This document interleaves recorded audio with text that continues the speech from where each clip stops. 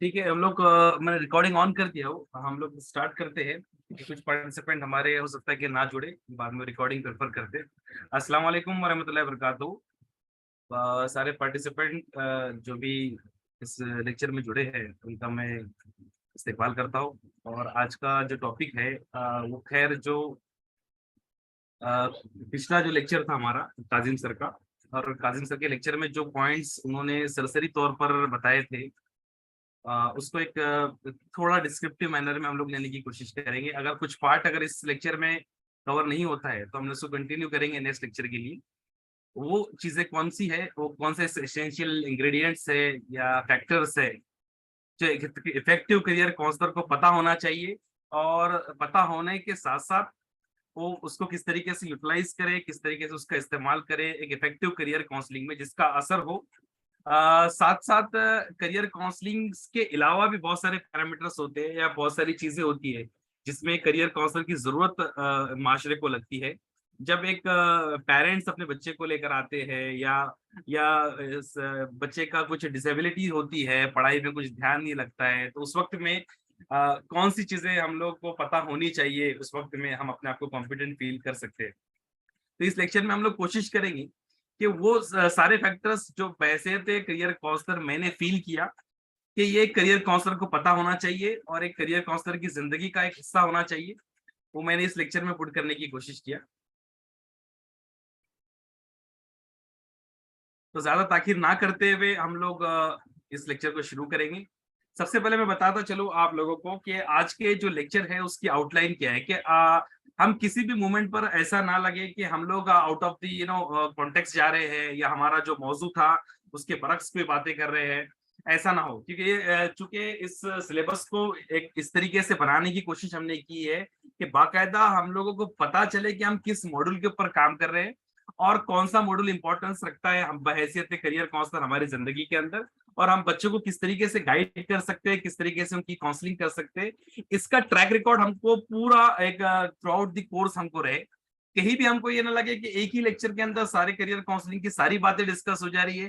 कहीं भी हमको ऐसा फील ना हो कि हमें इन्फीरियरिटी कॉम्प्लेक्स लग रहा है या सुपीरियरिटी कॉम्प्लेक्स लग रहा है कि ये चीजें हमको पता है या इस चीज का डर लग रहा है कि हमसे होगा या नहीं होगा। मैं आपको कुछ बातें जो लास्ट लेक्चर में डिस्कस हुई थी उसकी थोड़ा एक वजाहत करता चलूं कि एक लास्ट लेक्चर में एक बात डिस्कस हुई थी कि भाई आपको अगर कोई भी काउंसलिंग सेशन या एप्टीट्यूड टेस्ट कंडक्ट करना है तो आपके पास में साइकोलॉजी की डिग्री होना चाहिए, एमए साइकोलॉजी, क्लिनिकल साइकोलॉजी में आपकी डिग्री चाहिए। ये एक्चुअल में एक मिथ है। बंबई के अंदर जितने बेहतरीन से बेहतरीन मुसलमानों में खास तौर पर करियर काउंसलर को मैं जानता हूं, एक भी करियर काउंसलर एमए साइकोलॉजिस्ट नहीं है, और वो बाकायदा तौर पर करियर काउंसलिंग के सेशंस ऑर्गेनाइज कर रहे हैं। अलग अलग जगहों पे उनको बुलाया जाता है, बच्चों के एप्टीट्यूड टेस्ट वो कंडक्ट करते हैं बाकायदगी तौर पे। तो ये समझना कि भाई एक पर्टिकुलर फील्ड में सिर्फ एक पर्टिकुलर एक बैरियर क्रिएट है कि यही लोग आ सकते हैं, इट्स नॉट नेसेसरी। हम लोग आपको डिफरेंस में बताता चलूं कि एक साइकोलॉजिकल काउंसलर और करियर काउंसलर में डिफरेंस क्या है।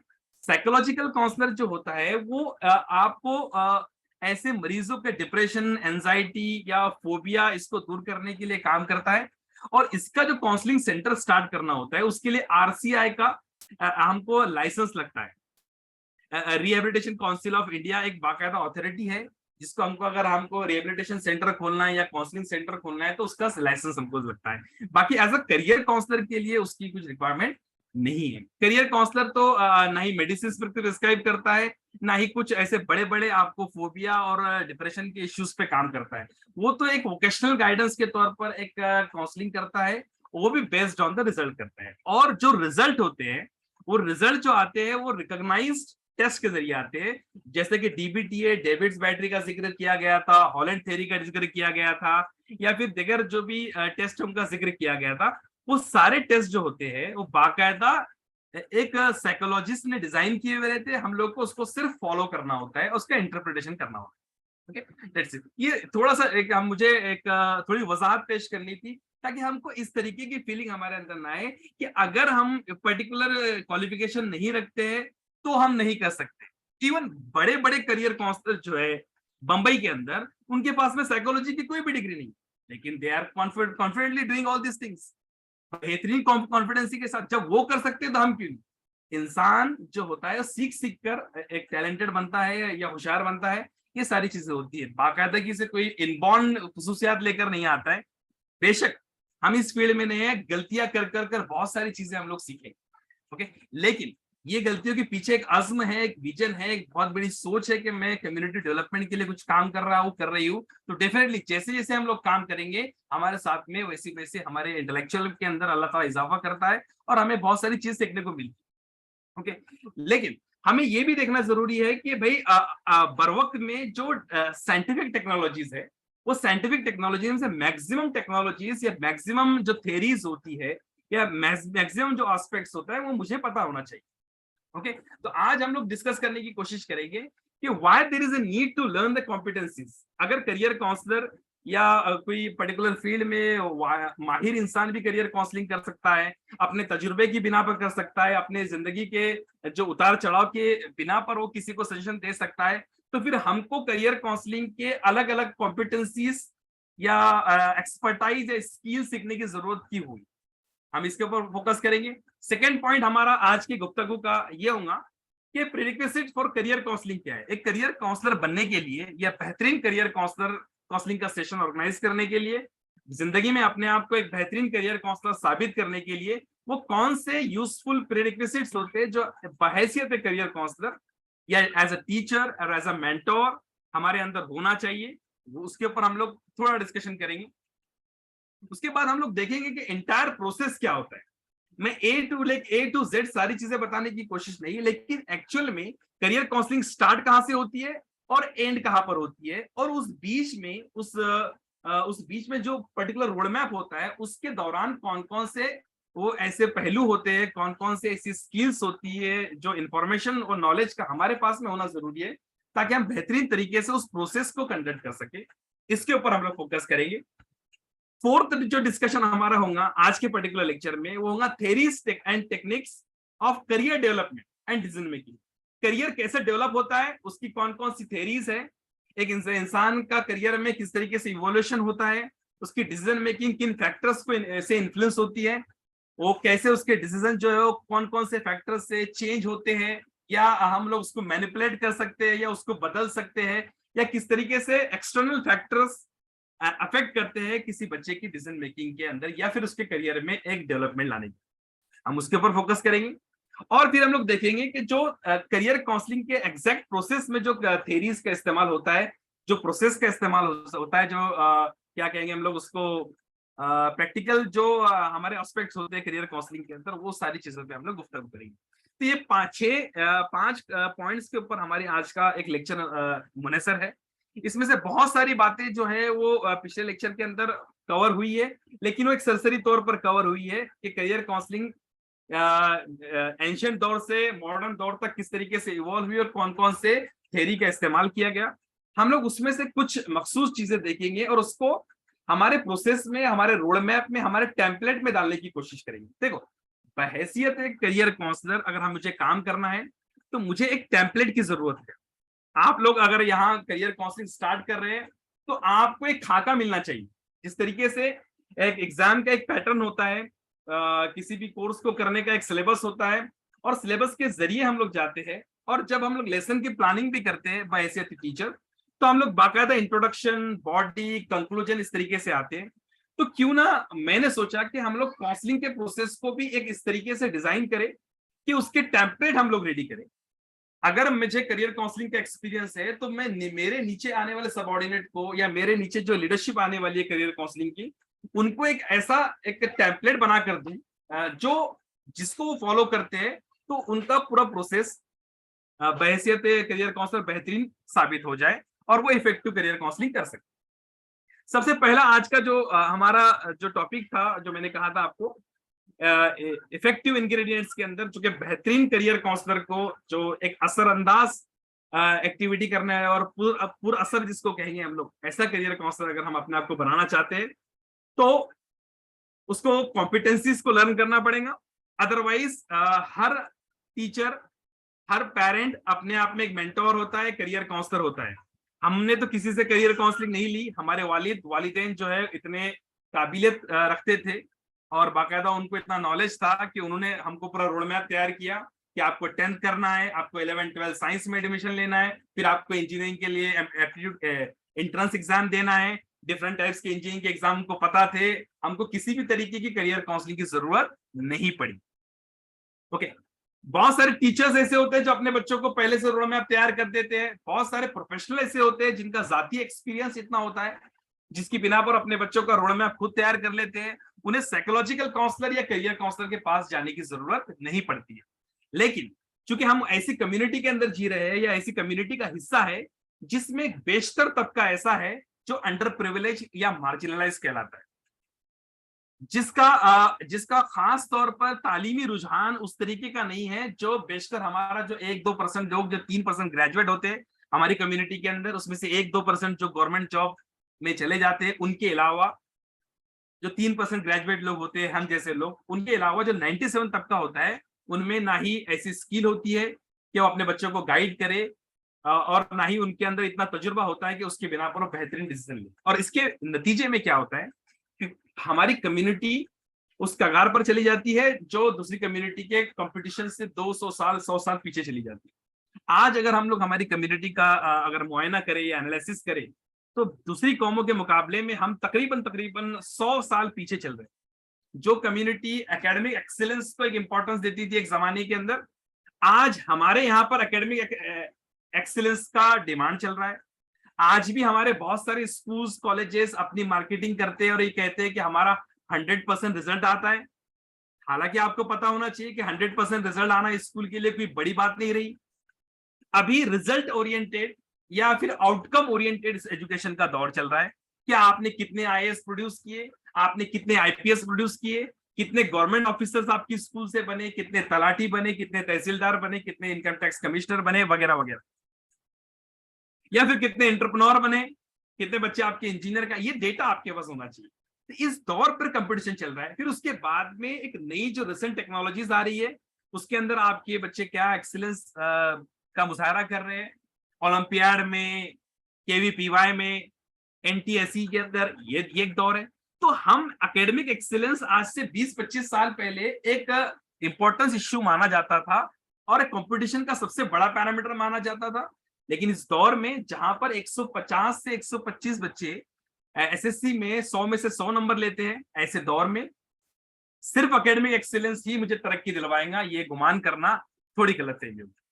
इसीलिए इस दौर के अंदर हमें बारीकियों से समझना और उसके समझकर उसको सॉल्यूशन पेश करना हमारे जैसे इंटेलेक्चुअल का या पढ़े लिखे लोगों का काम हो जाता है इस कम्युनिटी के अंदर। तो मैं था कि क्यों हमें जरूरत है, मैं इसका पस मंजर आपके सामने पेश कर रहा था कि हमें बाकायदा तौर पर ये जो करियर काउंसलिंग है, जैसे कि मैंने मेरे पहले लेक्चर में आपको कहा था कि यूएस के अंदर करियर काउंसलिंग शुरू हुई थी जॉब के लिए गाइडेंस करने से, फिर इंडिविजुअल की जो कॉम्पिटेंसीज है उसको चेक कर उसके हिसाब से काउंसलिंग करने तक। और आज वहां पर जो होता है वो रिसेंट टेक्नोलॉजी के अंदर इन डेप्थ किस तरीके से करियर बनाया जाए, रोड मैप बनाया जाए, इस लेवल पर करियर काउंसलिंग हो रही है। हमारे यहाँ पर अभी भी जॉब के लिए भी काउंसलिंग हो रही है। बहुत सारे ग्रुप्स होते हैं जो जॉब के लिए गाइड करते हैं, जॉब की पोस्ट ग्रुप पे डालते हैं। कुछ लोग होते हैं हमारे जैसे जो करियर के बारे में डिस्कशन करते हैं इन डेप्थ के बारे में, या उस लेवल पर कि भाई 10 साल बाद मेरा करियर क्या होगा। ये इंजीनियरिंग का बच्चा मेरे पास में आए कि मैं सॉफ्टवेयर इंजीनियरिंग कर रहा हूँ, 10 साल बाद मेरा करियर किस तरीके से बेहतर होना चाहिए, आप मुझे करियर काउंसलिंग करें। तो ये लेवल की करियर काउंसलिंग अभी हमारे यहाँ नहीं है। हम बहुत ही इनिशियल लेवल पे काम कर रहे हैं जो कि दूसरी कम्युनिटी इस दौर में काम कर चुकी है। लेकिन थोड़ी हमारी गलतफहमी की वजह से या थोड़ी हमारे ओवर कॉन्फिडेंस की वजह से हमारे से बहुत सारी चीजें स्किप हो गई। लेकिन हम साइमल्टेनियसली सारे सेक्टर में काम कर सकते हैं और वो स्पीड के साथ में कोप अप कर सकते हैं और 100 साल की छलांग लगा सकते हैं आज भी, अगर मल्टीपल अलग अलग डायमेंशंस में उस तरीके का एक्सपर्टाइज हमारा काम करना शुरू कर दे। जॉब में अलग लोग काम करना शुरू करते हैं, काउंसलिंग के अंदर लोग काम करना शुरू करते हैं, एंटरप्रेन्योरशिप के अंदर लोग काम करना शुरू करते हैं, गवर्नमेंट जॉब में काम करना शुरू करते, तो साइमल्टेनियसली अगर काम करना शुरू करते हैं तो हमारे लिए ये अचीव करना कोई बड़ी बात नहीं। इसीलिए कॉम्पिटेंसीज समझना या कॉम्पिटेंसीज को अपने अंदर इनवाइब करना, वो काबिलियत को वो खुसूसियात को, वो ट्रेड्स को बहैसियत करियर काउंसलर बहुत ही जरूरी हो जाता है। ओके, क्यों जरूरी हो जाता है? कि मैं आपको अगर एक सवाल पूछूं कि अमेरिका को डिस्कवर किसने किया, क्यों बता सकता है? यूएस को किसने डिस्कवर किया?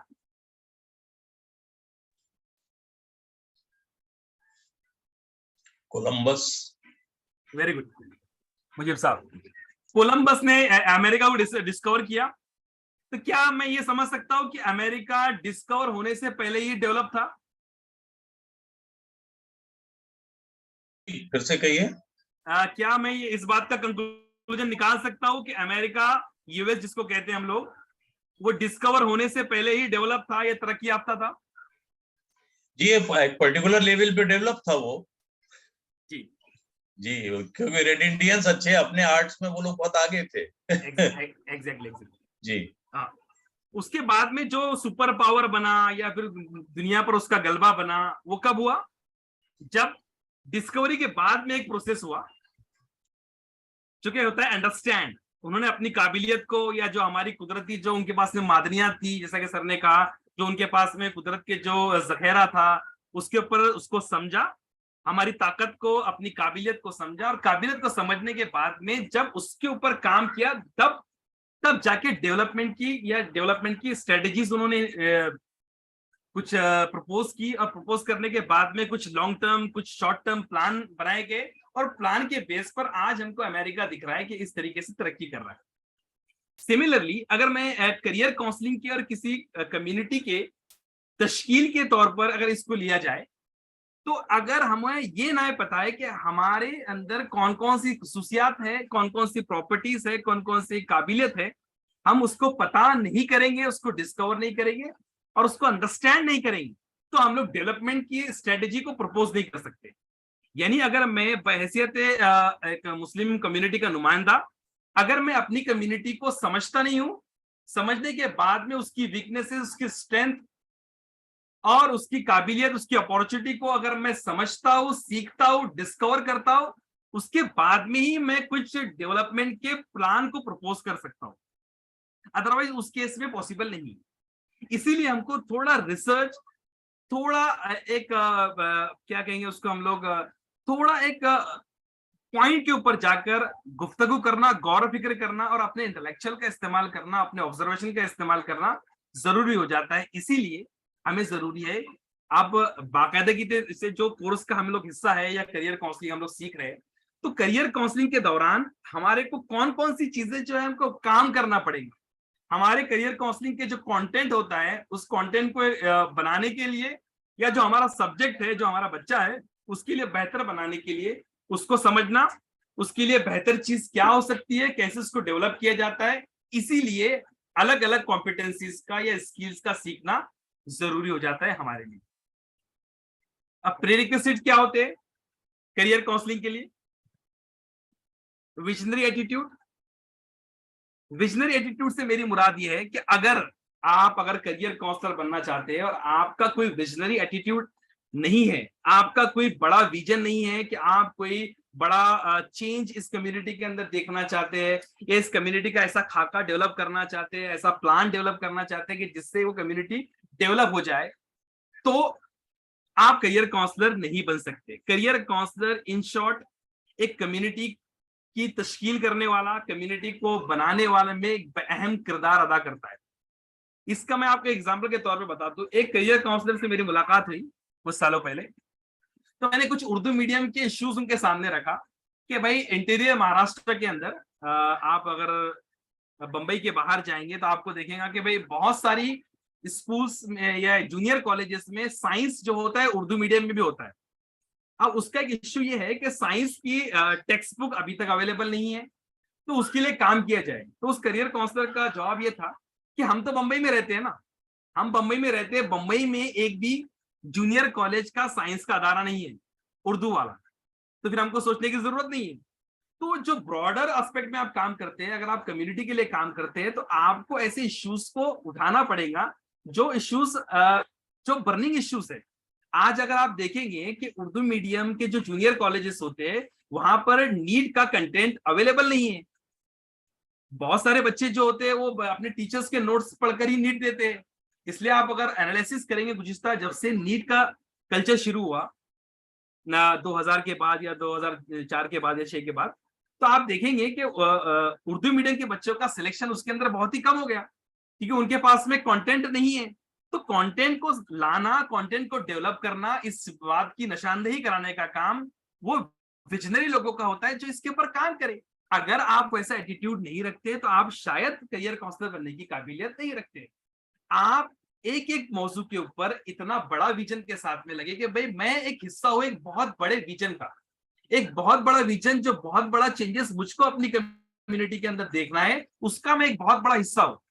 इसके लिए मैं बहुत बड़ी कुर्बानी दे सकता हूँ, उसके लिए मैं रैशनल थिंकिंग कर सकता हूँ, उसके अंदर मैं कन्विक्शन के साथ में काम करूंगा। मेरी प्लानिंग कैसी होगी, किस तरीके से मैं ऑर्गेनाइज करूंगा, किस सेक्टर को, किस नीश को मैं टारगेट करूंगा, कौन कौन से इश्यूज है, एजुकेशनल इश्यूज, ये सारी बातों को समझना और उस दूरअंदेशी के साथ में अगर इस प्रोसेस में अगर आप जाते हैं तो आपका सक्सेसफुल करियर काउंसलर बनना बहुत आसान हो जाता है। ओके, ये सिर्फ मैं करियर काउंसलिंग करूंगा और लोगों को कोर्सेज बता दूंगा। देखो, मैं अगर आपको हालिया दौर की करियर काउंसलिंग का जो पस मंजर है बता दूं ना, कि हालिया दौर में करियर काउंसलिंग इस तरीके से हो रही है कि करियर काउंसलर आता है, अपनी पीपीटी खोलता है और पीपीटी में ए टू लेकर जेड तक के सारे कोर्सेज के बारे में डिस्कस करके चला जाता है, जो कि इस दौर में इंटरनेट पर या गूगल पर इजीली अवेलेबल है।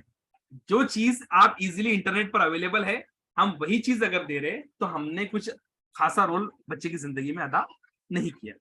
तो वो विजन के साथ में अगर हम लोग काम करेंगे तो हमारा काम आसान हो जाएगा। इस विजन को आपको डेवलप करना पड़ेगा कि किस तरीके से इस अजीम मकसद को मैं अपनी जिंदगी में उतारूं और किस तरीके से मैं इस अजीम मकसद का एक हिस्सा बनूं और एक उसके साथ साथ में अपनी टीम डेवलप करूं।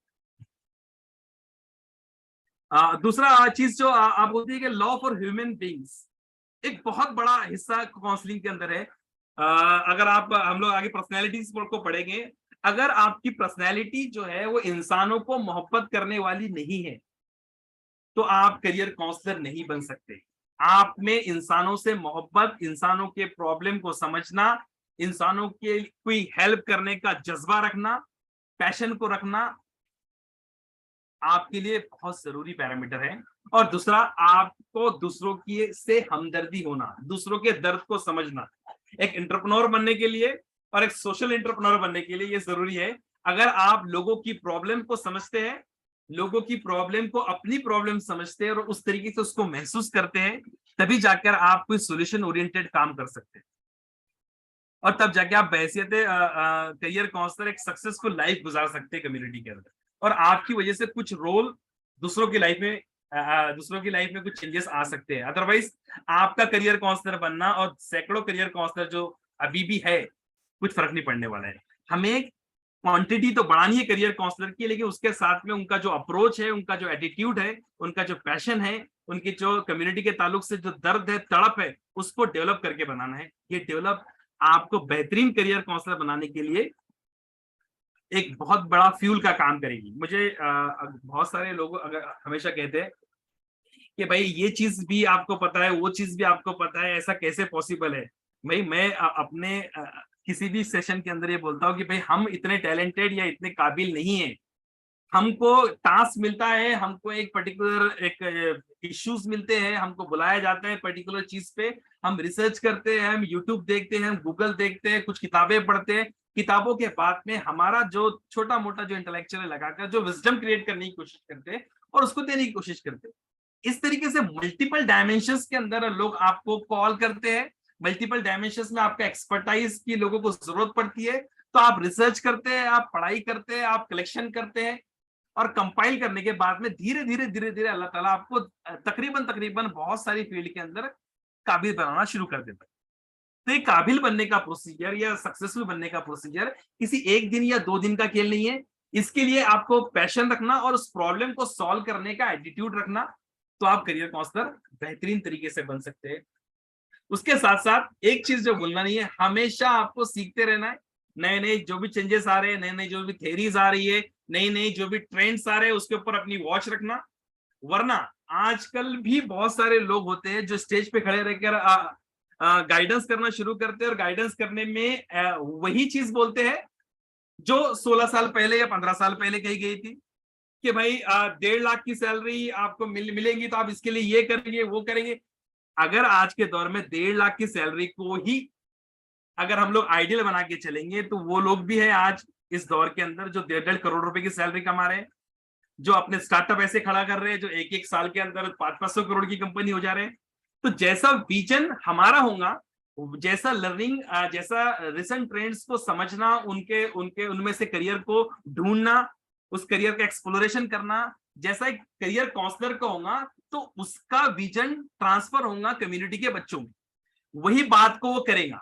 हमारे यहाँ पर बेशतर तबका हमारा छोटे courses, short term courses, ITI के कोर्सेज, इन कोर्सेज के बारे में बात करता है, क्योंकि सोशल वर्कर का एटीट्यूड भी ऐसा होता है कि कम्युनिटी के लोगों को कुछ पता नहीं है, इनके लिए यही है, इनके पेरेंट्स को तो कुछ भी पता नहीं है, इनके पेरेंट्स तो जाहिल है, इनके लिए बेहतर यही है। लेकिन वो अपने बच्चों के लिए कोई आला मुकाम सोचता है, आला करियर सोचता है, लेकिन जब बात आती है कम्युनिटी के बच्चों की तो इनके लिए आईटीआई कोर्स अच्छा है, 1 साल का कोर्स अच्छा है, 2 साल का कोर्स अच्छा है। मैं ये नहीं कह रहा हूं कि ये सब बोलना गलत है, मेरा कहने का मतलब है कि ओवरऑल विजन जो हमारा होता है कि we should go for the bigger one, और बिगर वन को हम लोग बाइफरकेट करें और छोटे सेक्टर में जाके छोटी बात करें। लेकिन हमारा जैसा बड़ा विजन होगा उस हिसाब से हमारे को रिजल्ट्स मिलेंगे। अगर हमारा रिजल्ट ये है कि हमको सिर्फ वोकेशनल उनको बस सिखा देना है, तो सिखा देने से मैं आपको बताऊं कि भाई मुसलमानों के बच्चों को सिखाना या वोकेशनल ट्रेनिंग देने से उनको कुछ बहुत बड़ा फायदा हो जाएगा, ऐसा लगता नहीं है। क्योंकि आप अगर देखेंगे कि 12 साल का बच्चा भी जो है मुसलमानों का, अगर वो मैकेनिक के पास में काम कर रहा है तो वो इंजन को खोल देता है। तो अगर वो एजुकेशन हासिल करता है नहीं करता है तब भी वो उस मुकाम पर पहुंच सकता है। तो आपके छोटे मोटे कोर्सेस उनको कितना असर देंगे कितना नहीं देंगे, ये आपको वक्त के हिसाब से सोचना है। ये आप उस सेक्शन में बोल सकते हैं कि जो सेक्शंस आपके पास में फिल्टर होके आया है, जिनके परसेंटेज बहुत कम है। लेकिन कभी कभी ऐसा अगर आप एक मेजोरिटी तबके के अंदर या एक कॉम्प्लेक्स या फिर एक मिक्स क्राउड के अंदर बोलते हैं तो उसके इम्पैक्ट भी गलत निकलते हैं। इसीलिए क्राउड के हिसाब से अपने आप को मॉड्यूलेट करना, अपने आप को चेंज करना, अपने कंटेंट को चेंज करना, ये भी आज के दौर में एक गुड लर्नर की निशानी है। यानी अगर आप लोग एक ग्रेजुएट तबके के साथ में बात कर रहे हैं तो वहां पर मुसलमानों के बेसिक मसाइल के ऊपर आप बात नहीं कर सकते, क्योंकि ऑलरेडी वो तबका अपने आप को काबिल प्रूव कर चुका है, आप अपने आप को ग्रेजुएट प्रूव कर चुका है। सिमिलरली उनके इश्यूज क्या होते हैं, उनके लिए बढ़ोतरी या बेहतरी क्या हो सकती है, आप उसके लिए बात करेंगे। आप एक फिल्टर तबके के लिए साथ में बात कर रहे हैं तो आपके हो सकता है कि आपका कुछ एटीट्यूड और हो। आप नीट के एस्पिरेंट के साथ में बात कर रहे हैं तो आपका कुछ बोलने का कंटेंट कुछ और हो। इसके लिए आपको अलग अलग शोबों में अलग अलग फील्ड के ताल्लुक से इन डेप्थ पढ़ना पड़ेगा और सीखना पड़ेगा। मेरा कहने का मतलब यह है इस प्रॉब्लम सॉल्वर और गुड लर्नर इस टॉपिक के ऊपर कि आपको अलग अलग फील्ड के ताल्लुक से सीखना समझना पड़ेगा, तब जाके आप एक कॉमन पर्सपेक्टिव नहीं देंगे। आपका जो बोलने का जो कंटेंट होगा वो कंटेंट जो है वो डिफर करेगा based on the audience. Audience जैसी होंगी आप वैसी बात करेंगे। अगर किसी ने आपको बुलाया कि भाई यूपीएससी की तैयारी किस तरीके से की जाती है, तो आप यूपीएससी की तैयारी को किस तरीके से किया जाए, आप कैसे उसका माइंडसेट डेवलप किया जाए, कैसे प्रिपरेशन किया जाए, कहाँ कहाँ पर उसके रिसोर्सेज अवेलेबल है, इसकी जानकारी देना आपके ऊपर लाजमी हो जाता है। लेकिन अगर आपको किसी एक बेहतरीन एंटरप्रेन्योरशिप के बारे में कॉल किया जा रहा है तो उसके लिए आपको एंटरप्रेन्योरशिप का नॉलेज होना जरूरी है। बेसिक टाइप के एंटरप्रेन्योरशिप का कल्चर कैसा चल रहा है, इकोसिस्टम कैसा चल रहा है, फंडिंग कैसे मिलती है, this type of thing we should. तो इन शॉर्ट, अगर आपका लर्निंग एटीट्यूड होता है तो आप पढ़कर, आप सीख कर अपने आप को डेवलप कर सकते हैं। ओके, डेवलप करने के बाद में आप डेवलप होंगे तो जैसा लीडर डेवलप होता है, जैसा मेंटोर डेवलप होता है, वैसा उसका मेंटीज भी डेवलप होता है। उसके बाद में एक बहुत बड़ी चीज जो करियर काउंसलर में होनी चाहिए, जो कि आज मुझे नहीं दिखती है, that is a collaborative approach. Collaborative approach से मेरी मुराद ये है कि अगर मैं करियर काउंसलर बनने की कोशिश कर रहा हूं तो मेरा अप्रोच जो है वो कोलैबोरेटिव हो। मतलब कि मेरे जरिए तरक्की होंगी कम्युनिटी की, मैं सबसे बेस्ट करियर काउंसलर हूं, मैं बेस्ट सबसे मोटिवेशनल स्पीकर हूं, इस टेंडेंसी को खत्म करना।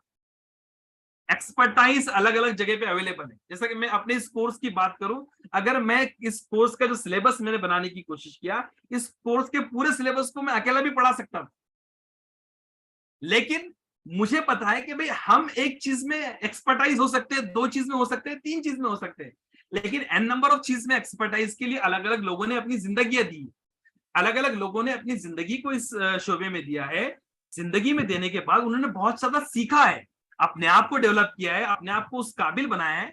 तो हमें जरूरत होती है कि हम लोग ऐसे लोगों से कुछ सीखे, ऐसे लोगों का एक्सपर्टाइज अगर हम लोग लेते हैं, अगर ऐसे लोगों से हम लोग कुछ सीख कर आगे बढ़ते हैं तो डेफिनेटली हमारी कम्युनिटी के लिए भी अच्छा होगा और हमारे लिए भी अच्छा होगा।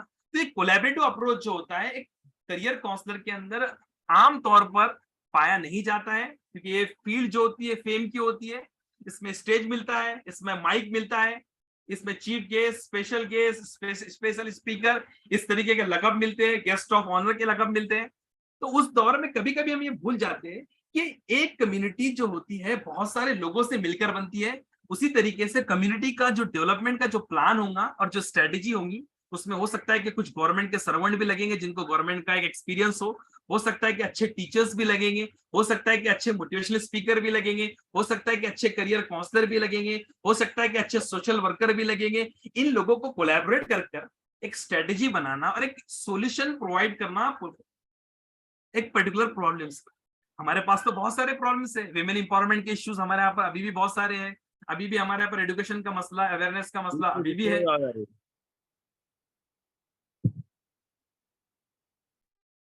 एजुकेशन का मसला अभी भी हमारे यहाँ पर है, अवेयरनेस हमारे यहाँ पर जितना होना चाहिए था अभी भी उतना नहीं है। तो ये बहुत सारे इश्यूज होने की वजह से आज भी हमारे पास में गुंजाइश बहुत है, लेकिन उस गुंजाइश को हम अकेले सॉल्व नहीं कर सकते। इस मेंटेलिटी को, इस बात को समझना और इसको समझकर एक टीम डेवलप करना और एक बहुत सारे लोग अगर एक साथ मिल जाएंगे और फिर काम करेंगे तो हो सकता है कि सॉल्यूशन हमारे को बहुत जल्दी मिल जाए।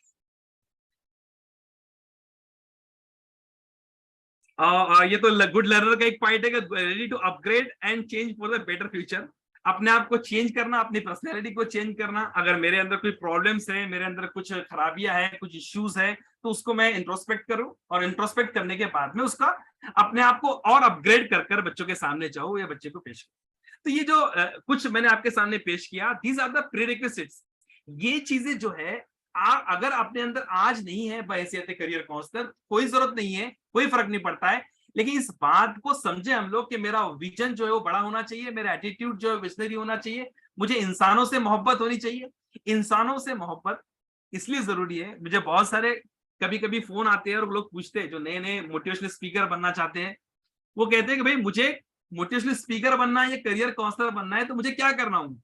मैं एक ही सबसे पहला जो उनके सामने पॉइंट रखता हूं कि आप इंसानों से कितनी मोहब्बत करते हैं, आपको इंसान अच्छे लगते हैं या नहीं लगते।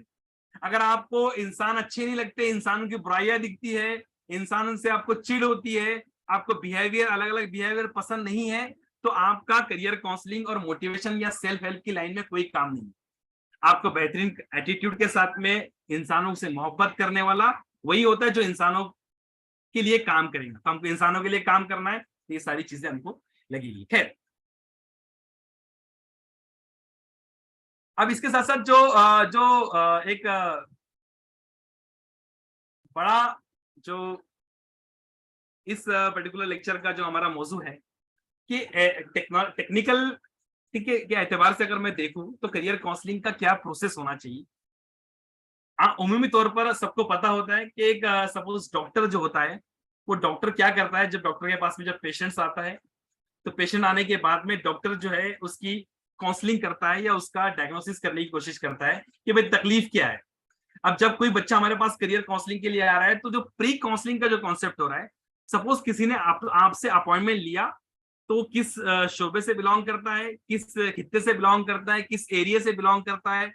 सपोज बच्चा मुझे कॉल कर रहा है कि बच्चे भाई शाम में 7 बजे आपसे करियर काउंसलिंग का सेशन मुझे रखना है, 1-to-1 करियर काउंसलिंग का। तो मुझे पता है बच्चा हाँ कहाँ से आ रहा है, उसके वालिद कौन है, वालिद ने अपॉइंटमेंट लिए, वालिद टीचर है या वर्कर है या हेल्पर है या वगैरह वगैरह, कितना एजुकेशन है उनका, क्या ये बेसिक जो फॉर्मेलिटीज होती है, बेसिक जो नॉलेज होता है, वो हमको असर देता है कि इसके हम लोग काउंसलिंग किस तरीके से बेहतर तरीके से कर सकते हैं। बच्चा कौन सी क्लास का है, कौन सी स्कूल में पढ़ता है, उर्दू मीडियम में पढ़ता है, इंग्लिश मीडियम में पढ़ता है, तो इन्वायरमेंट से फर्क आ जाता है। उसका कम्युनिकेशन स्किल का डेप्थ क्या होगा। अगर हमको नापना है किसी बच्चे की कम्युनिकेशन स्किल को, तो उर्दू मीडियम में पढ़ता है या इंग्लिश मीडियम में पढ़ता है या मराठी मीडियम में पढ़ता है, उससे हम लोग समझ सकते हैं उसकी स्ट्रेंथ। अगर उर्दू मीडियम में रहने के बावजूद भी बच्चा बहुत सारी इंग्लिश अच्छी बोल रहा है, मतलब बच्चे में बहुत सारा कैलिबर था। तो ये बहुत सारी चीजों को हम लोग पहले जज कर सकते हैं, उसकी जो प्री इंफॉर्मेशन हमारे पास में आती है उसके से। That is called pre counselling, जो कि करियर काउंसलिंग का सबसे पहला स्टेज या स्टेप होता है। दूसरा जो स्टेज होता है वो होता है रैपो बिल्डिंग। रैपो बिल्डिंग से मेरी मुराद ये है कि जब बच्चा आपके साथ में आ गया, आपके सामने बैठा है, उसको सब्जेक्ट कहा जाता है काउंसलिंग की दुनिया में, तो सब्जेक्ट के साथ में आपका रैपो बिल्डिंग हो, यानी जो बातें आप कह रहे हैं वो सारी बातें उसके जहन में चली जाए। इसके लिए हम लोगों ने एनएलपी का भी मॉडल रखा हुआ है, जो कि आगे कुछ लेक्चर्स के अंदर मैं कवर करने की कोशिश करूंगा। न्यूरो लिंग्विस्टिक प्रोग्रामिंग कि किस तरीके से अपने कम्युनिकेशन को, अपनी बातचीत को, या जो हमारे जहन में जो बात चल रही है वो बात को सामने वाले तक बेहतरीन तरीके से कन्वे करना। यानी मैं आपको एक सिंपल एग्जांपल के तौर पे बताऊं कि रैपो बिल्डिंग का मतलब ये होता है कि मैं जो कहूं वो सारी बातें आप तक पहुंच जाए जैसा मैं समझता था वैसी। अगर मैं टीचर हूं और मैं करियर काउंसलिंग पढ़ा रहा हूं या करियर काउंसलिंग के बारे में आपको सिखा रहा हूं, तो सबसे पहले करियर काउंसलिंग मुझे आती है जो मैंने उसका इमेजिनेशन या अज्यूम किया था अपने जहन में, वैसे के वैसे 100% अगर मैं ट्रांसफर कर सकता हूं तो that is called the best communication, या फिर कहेंगे आइडियल कम्युनिकेशन। उसके लिए रैपो बिल्डिंग करनी पड़ती है। रैपो बिल्डिंग में आपका आई कांटेक्ट कैसा होगा, आप कैसे कॉन्फिडेंस गेन करेंगे, कैसा बच्चा आपको अथॉरिटी समझेगा, कैसे वो आपसे आंख में आंख डालकर आप उसके लिए जो भी तजावीज पेश करेंगे वो सारी बातें अपने आप को कंफर्टेबल फील करेगा, ऐसा इन्वायरमेंट क्रिएट करना, that is called the rapport building. उसके बगैर आपका सेशंस आगे नहीं चल सकता है। मैं आपको एग्जांपल के तौर पे बताऊं कि एक बच्चा मेरे सामने बैठा हुआ है। अब वो बच्चा बैठा हुआ है, मेरे से बातचीत कर रहा है। बातचीत के दौरान मैं उसको सवाल पूछ रहा हूं और सवाल पूछने के बाद में वो इधर देख रहा है, उधर देख रहा है। अच्छा, वो सोच रहा है, मोबाइल निकाल रहा है। यानी इतना कॉन्शियस और इतना सीरियसनेस का लेवल बच्चे में आ जाए कि वो सारी चीजों को भूलकर सिर्फ आपको फोकस करे। इसके लिए आपको अपना कम्युनिकेशन उस तरीके का डेवलप करना। अब लोगों का सवाल यह आता है कि कम्युनिकेशन का मतलब किसी एक पर्टिकुलर लैंग्वेज पर कमांड, लेकिन मेरे नजदीक कम्युनिकेशन का मतलब वो नहीं होता है। कम्युनिकेशन का मतलब ये होता है कितने इफेक्टिवली आप इंफॉर्मेशन को पास कर रहे हैं, चाहे आप लोग सादी जबान इस्तेमाल कर रहे हैं या गाड़ी जबान इस्तेमाल कर रहे हैं, मैटर नहीं करता है। और कम्युनिकेशन डेवलप होता है आपके कंटेंट से।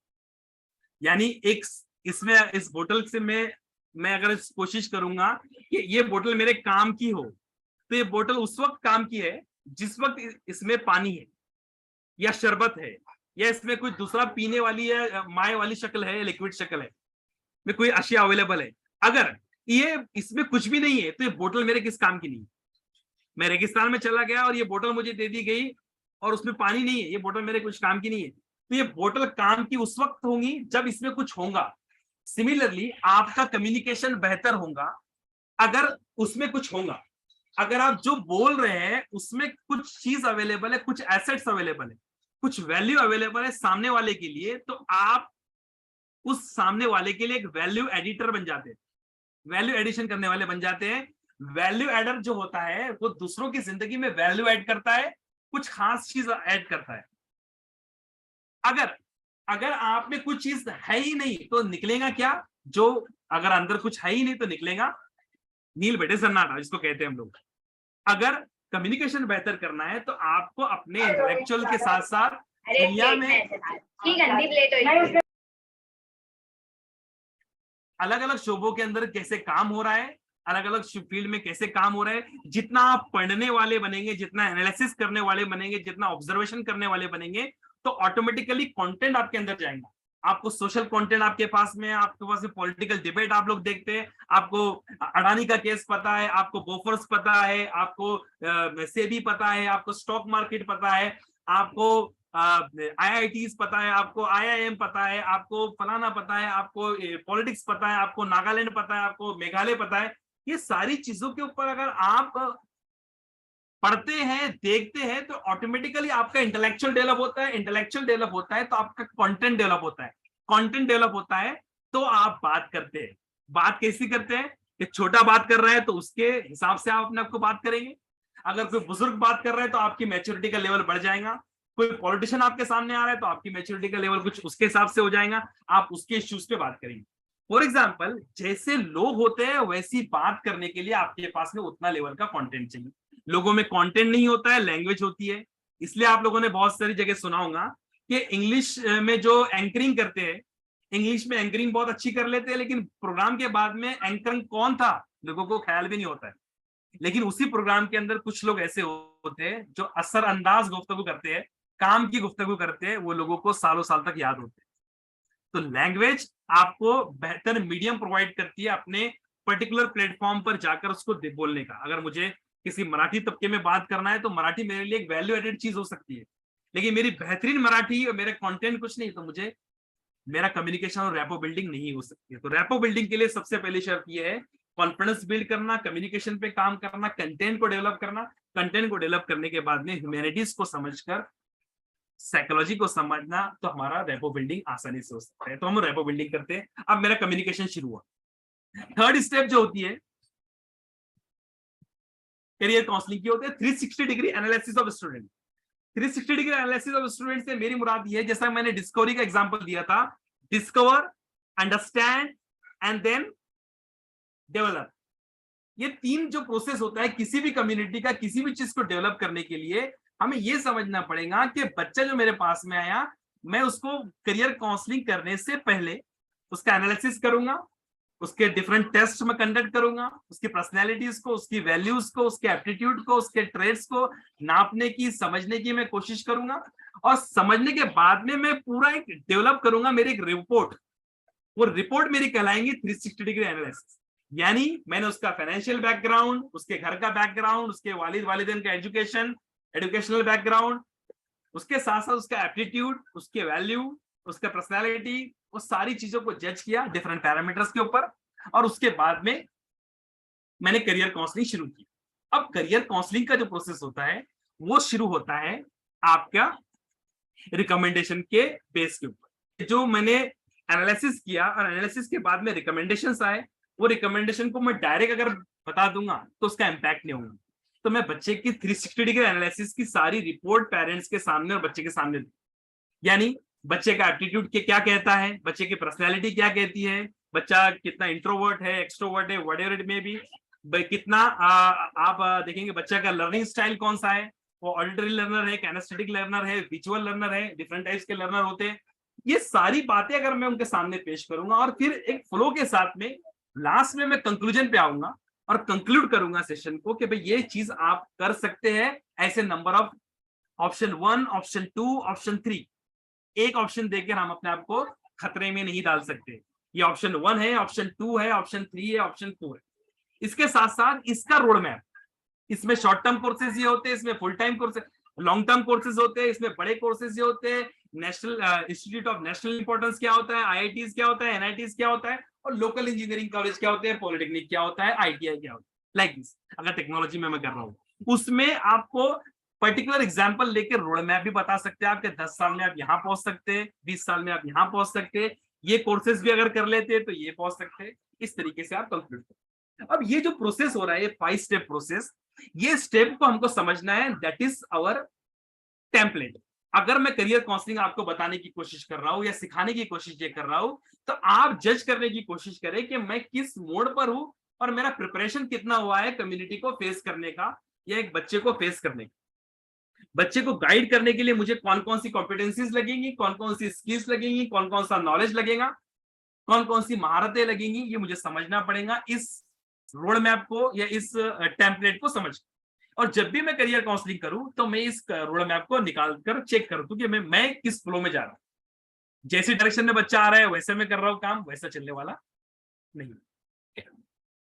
उसके बाद में फिर थ्योरी शुरू होती है। जैसे कि जो तीसरे नंबर का पार्ट है, वो तीसरे नंबर के पार्ट में मैंने आपको मुख्तसर तौर पे ये बता दिया कि आपको 360 डिग्री एनालिसिस करना है। लेकिन ये 360 डिग्री एनालिसिस इतना आसान नहीं है कि जितना मेरे बोलने से हो गया, या उस दिन काजिम सर ने जो कहा कि भाई ये ऐसा होता है वैसा होता है, फला कुछ चीज करनी पड़ती है, फला चीज करनी पड़ती है, डिफिकल्ट है, आसान है, वो सारी बातें अपना एक परसेप्शन लोगों के सामने पेश किया। अब हम लोग देखेंगे कि वो डिफिकल्ट उसका लेवल हाई हो या डिफिकल्टी लेवल उसका लो हो। 360 डिग्री एनालिसिस से मेरी मुराद ये है कि in depth analysis of the student, student का एनालिसिस और स्टूडेंट के डिसीजन को और करियर के डेवलपमेंट को जो जो फैक्टर इन्फ्लुएंस करते हैं, जो जो फैक्टर उसको असरअंदाज करते हैं या असर डालते हैं, वो सारी बातों को मैं समझने की कोशिश करूंगा।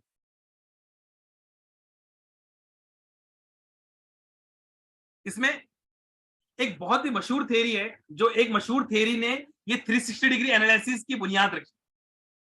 ये जो 360 डिग्री ऑफ एनालिसिस बच्चे का क्यों कहा जा रहा है, इस थ्योरी की बुनियाद पर कहा जा रहा है। उसका कहते हैं हम लोग ट्रेड फैक्टर थ्योरी। ये ट्रेड फैक्टर थ्योरी क्या कहती है कि ट्रेड फैक्टर एक ऐसी चीज होती है कि वो एक रिलेशनशिप बताता है इंडिविजुअल के ट्रेड्स में, जॉब रिक्वायरमेंट में और करियर सेटिस्फेक्शन में। यानी एहसान इंजीनियरिंग करेगा, इंजीनियरिंग करने के बाद में कितना उसको सेटिस्फेक्शन मिलेगा, ये तीन चीजों के बीच में रिलेशन देती है trade factor theory. Trade factor theory ये कहती है कि हर इंसान में कुछ यूनिक ट्रेड्स होते हैं, कुछ एबिलिटीज होती है। वो एबिलिटीज ओवर द टाइम जो होती है स्टेबल होती है और सिचुएशन के हिसाब से वो हो सकता है कि वेरी हो सकती है।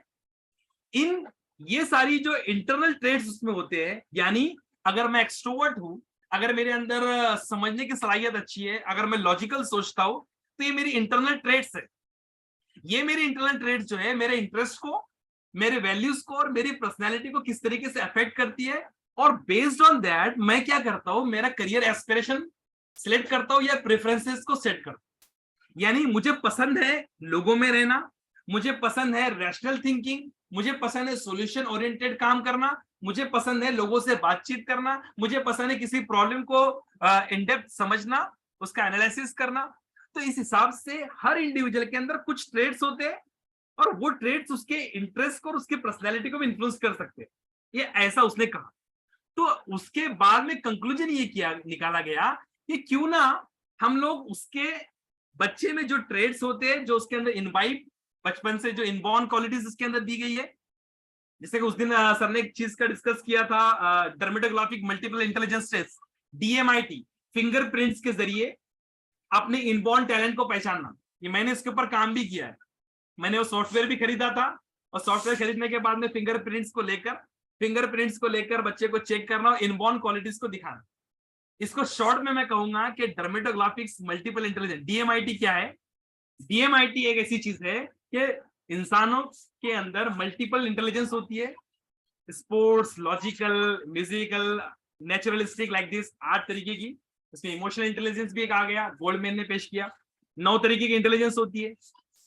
तो इसके जो फाउंडर्स थे डर्मेटोग्राफिक इंटेलिजेंस के, मल्टीपल इंटेलिजेंस के, उन्होंने ये कहा कि भाई कुछ मखसूस लोगों के सैंपल कलेक्ट किए, फिंगरप्रिंट के साथ साथ स्पोर्ट्समैन के सैंपल, म्यूजिशियन के सैंपल, या फिर जो साइंटिस्ट थे उनके सैंपल्स। और जैसे पैथोलॉजी में एड्स के और टाइफाइड के, मलेरिया के, डेंगू के अलग अलग सैंपल्स अवेलेबल होते हैं, जिससे कंपेयर करते हैं हमारे ब्लड को। वो लोग डॉक्टर प्रिस्क्राइब करता है कि इसका टाइफाइड चेक करो, तो वो सिर्फ टाइफाइड के जो कंटेंट जो होते हैं वो कंटेंट चेक करता है कि टाइफाइड के खून में कितना कंटेमिनेशन होता है, कितना ये चीज बड़ी होती है, वो फैक्टर को चेक करता है। सिमिलरली हमारे जो फिंगरप्रिंट जाते हैं बच्चे के, वो बच्चे के फिंगरप्रिंट ये सारे जो 8 तरीके के मल्टीपल इंटेलिजेंस होते हैं और 8 तरीके की जहानत रखने वाले लोग जो होते हैं, इनके सैंपल से मैच होते हैं। और मैच होने के बाद में ये दिखाया जाता है कि आपके सैंपल स्पोर्ट्स वाले से, म्यूजिशियन से कितने कितने मिल रहे हैं। हो सकता है कि किसी से ज्यादा मिलते हैं। उसके बेस पर वो एक रिपोर्ट पेश करते हैं कि आपके बच्चे में इनबॉर्न टैलेंट ये आया है।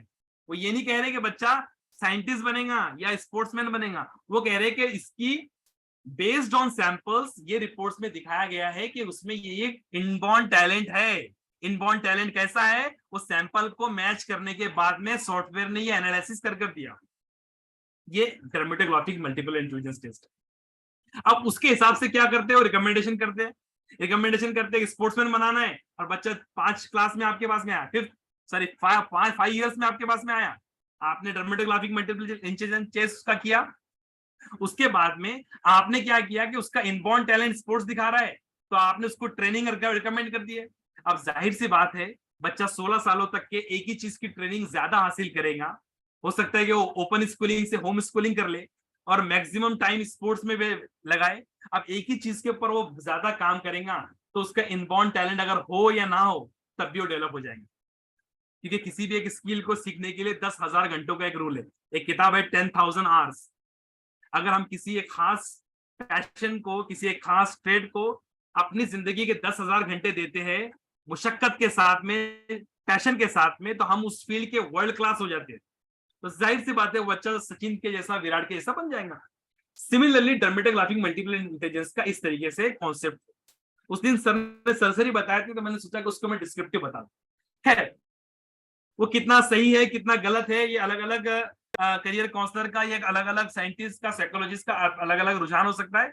लेकिन थ्योरीज जो पेश की जाती है बेस्ड ऑन सर्टेन असम्पशंस और सर्टेन रिपोर्ट के बेस बाद में एनालिसिस करने के बाद पेश की जाती है। इसी तरीके से ट्रेड फैक्टर थ्योरी कहती है कि अगर हम लोग बच्चे का जो एप्टीट्यूड के बाद में जो ट्रेड की हम लोग फाइंडिंग कर रहे हैं उसके हिसाब से अगर हम लोग उसके हिसाब से अगर करियर को एक्सप्लोर करें और वो करियर बच्चे को दे तो बच्चा ज्यादा तरक्की करेगा, उसकी एबिलिटीज ज्यादा शाइन होंगी। ये ट्रेड फैक्टर थ्योरी कहती है इन शॉर्ट। ओके, अब इसके बेस के ऊपर क्या हुआ, लोगों ने सोचा कि जब ट्रेड फैक्टर थ्योरी ये कह रही है कि भाई हर इंसान के अंदर इंडिविजुअल यूनिक ट्रेड्स होते हैं तो क्यों ना उसके हिसाब से करियर काउंसलिंग का प्रोसेस को बनाया जाए। तो करियर काउंसलिंग का प्रोसेस फिर डेवलप करने का रुझान चेंज हो गया। पहले ये रुझान था कि सामने वाला जो आ रहा है उससे बातचीत कर कर जैसा मिल रहा है इनपुट वैसा पेश कर दो। अब पता चल गया कि सबके अंदर यूनिक क्वालिटीज होती है। तो पहले बच्चे का सेल्फ असेसमेंट करे जिसमें उसकी एबिलिटीज, उसके इंटरेस्ट, उसकी पैशन, उसकी पर्सनैलिटी, इसको असेस करे, उसकी स्ट्रेंथ, उसकी वीकनेसेस। अब इनके लिए अलग अलग टेस्ट होंगे, वो हम लोग टेस्ट करने की कोशिश करेंगे। इससे बच्चे का असेसमेंट हो जाएगा। उसके बाद करियर के एक्सप्लोरेशन करेंगे, यानी बीइंग अ करियर काउंसलर मैं दिखाऊंगा कि बच्चे में जो पोटेंशियल है उसके पोटेंशियल के हिसाब से कौन से number of career options available है, इनमें सैलरी कितनी मिलती है, इनमें वर्क इन्वायरमेंट कैसा होता है, ग्रोथ कैसी होती है, इसके हिसाब से मल्टीपल ऑप्शंस मैं गैदर करूंगा। ये सेकेंड स्टेप। और थर्ड स्टेप में डिसीजन मेकिंग में, यानी उन ऑप्शन में से कुछ ऑप्शन उसको मैं दूंगा based on the self assessment and career exploration, जो उसकी पर्सनालिटी को सूट करे और जिसमें वो एक्सेल करे। ओके, और उसमें वो कामयाबी के साथ में, सेटिस्फेक्शन के साथ में रहे भी, है ना। बहुत सारे बच्चे इंजीनियरिंग कर लेते हैं, मेडिकल कर लेते हैं, लेकिन एक्सपर्टाइज ना होने की वजह बिना पर मैंने ऐसे डॉक्टर्स भी देखा हुआ है जो एमबीबीएस फर्स्ट क्लास पास किए लेकिन एमबीबीएस के बाद में वो इंजेक्शन देने से कतराते हैं। अपने शहर के अंदर, अपने गांव में मैंने ऐसा डॉक्टर देखा था। तो हमारा एप्टीट्यूड हमारी पर्सनालिटी के साथ में जज हो और उसके हिसाब से हम करियर का सिलेक्शन करें तो हम लोग दुनिया में चेंज मेकर बन सकते हैं। अदरवाइज हम एक ऑर्डिनरी इंसान के जैसी जिंदगी गुजारते हैं। यानी बहुत सारे डॉक्टर्स ऐसे हैं जो एक मखसूस अमाउंट भी नहीं कमा पा रहे, लेकिन कुछ डॉक्टर्स ऐसे हैं कि जिनकी फीस ही 5,000 रुपए होती है हाथ लगाने की। तो वो एक्सपर्टाइज कब मिलता है, जब अपने एप्टीट्यूड के हिसाब से, अपनी पर्सनैलिटी के हिसाब से, अपने ट्रेड्स के हिसाब से करियर का सिलेक्शन किया गया और एक्सप्लोरेशन के दौरान इतना एनालिसिस किया गया और एनालिसिस करने के बाद में एक मखसूस डिसीजन लिया गया। जिस भी काम के अंदर एनालिसिस होगा, जो भी काम के अंदर डिस्कशन होगा और बहुत सारे पहलू के ऊपर गौर फिक्र होंगी तो उसका नतीजा अच्छा ही निकलता है। उसके बाद में होता है कि करियर एडजस्टमेंट। अब उस करियर में एडजस्टमेंट करने के लिए सपोज मैंने किसी को कह दिया कि आपका एप्टीट्यूड भी अच्छा है, आप नीट क्रैक भी कर लेंगे, लेकिन आप क्रैक करेंगे तो कैसे करेंगे, उसके लिए कौन कौन सी किताबें पढ़नी पड़ेंगी, कितने लेवल का नॉलेज इकट्ठा करना पड़ेगा, कितने घंटे पढ़ना पड़ेगा, कौन कौन सी स्किल लेनी पड़ेगी, कौन कौन सी टेक्नोलॉजी को इन्वाइट करना पड़ेगा, ये सारी बातों का होता है नाम करियर एडजस्टमेंट। तो ये 4 प्रोसेस जो होते हैं ये ट्रेड फैक्टर थ्योरी के बाद में निकाले गए और इसके बेस पर एनालिसिस किया गया। और ये 4 जो फैक्टर्स है, ये चारों फैक्टर जो मैंने आपको जो कहा, ये जो तीसरे नंबर का पार्ट है 360 डिग्री एनालिसिस, इसका पार्ट है। अब ये इसके पार्ट में अगर आप पहला पॉइंट देखेंगे सेल्फ असेसमेंट का, इसमें एक पॉइंट नहीं है, इसमें एप्टीट्यूड भी है, इसमें इंटरेस्ट भी है, इसमें पर्सनैलिटीज भी है। अब इनके लिए हमको काम करना पड़ेगा।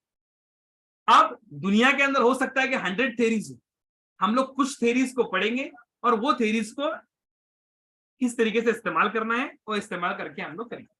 अब उसके हिसाब से टूल्स डेवलप किए गए, जैसा कि पिछले लेक्चर का टॉपिक था कि tools used in the career counselling. तो करियर काउंसलिंग में टूल्स इस्तेमाल करना मतलब कौन कौन से टूल्स? पहला टूल इंटरेस्ट इन्वेंटरी। बच्चे की इंटरेस्ट क्या है उसके हिसाब से एक टेस्ट लिया जाता है, इसको इंटरेस्ट इन्वेंटरी कहा जाता है। उस दिन सर ने डिस्कस किया इसके बारे में, मैं ज्यादा बात उसके ऊपर नहीं करूंगा। फिर एप्टीट्यूड टेस्ट गेस करने के लिए कुछ टेस्ट होते हैं, वो टेस्ट में कंडक्ट करने की कोशिश करूंगा। बेस्ट पॉसिबल टेस्ट जो मेरे लिए आसानी देता है, जिसका रिजल्ट ज्यादा अच्छा होता है, वो टेस्ट लेने की कोशिश करूंगा। और उसके बाद में फिर पर्सनैलिटी असेसमेंट। और इन तीनों को होने के बाद में मैं इस्तेमाल करूंगा करियर काउंसलिंग का फाइनल मेरा विजडम और मेरा रिकमेंडेशन डिपेंड करता है कि मैंने उस स्टडी को कितने उस रिपोर्ट को या जो रिजल्ट मेरे सामने आए थे बच्चे के असेसमेंट के, मैंने कितनी दुनिया दिखाई। अब यहां पर उसके बाद का जो रोल आता है करियर काउंसलर का आता है। करियर काउंसलर का जितना बड़ा विजन होगा वो ऐसे करियर को एक्सप्लोर करेंगे। अगर करियर काउंसलर को ही पता नहीं है कि भाई बायो इन्फॉर्मेटिक क्या है, करियर काउंसलर को ही नहीं पता है कि भाई जेनेटिक इंजीनियरिंग क्या है, करियर काउंसलर को ही नहीं पता है कि भाई साइबर सिक्योरिटी क्या है, करियर काउंसलर को ही नहीं पता है कि भाई किस तरीके के आज के जमाने में इनडेप्थ डेटा साइंस पहुंच चुका है, आर्टिफिशियल इंटेलिजेंस पहुंच चुका है, उसके लिए भी दुश्वारी हो जाएंगी रिकमेंडेशन की।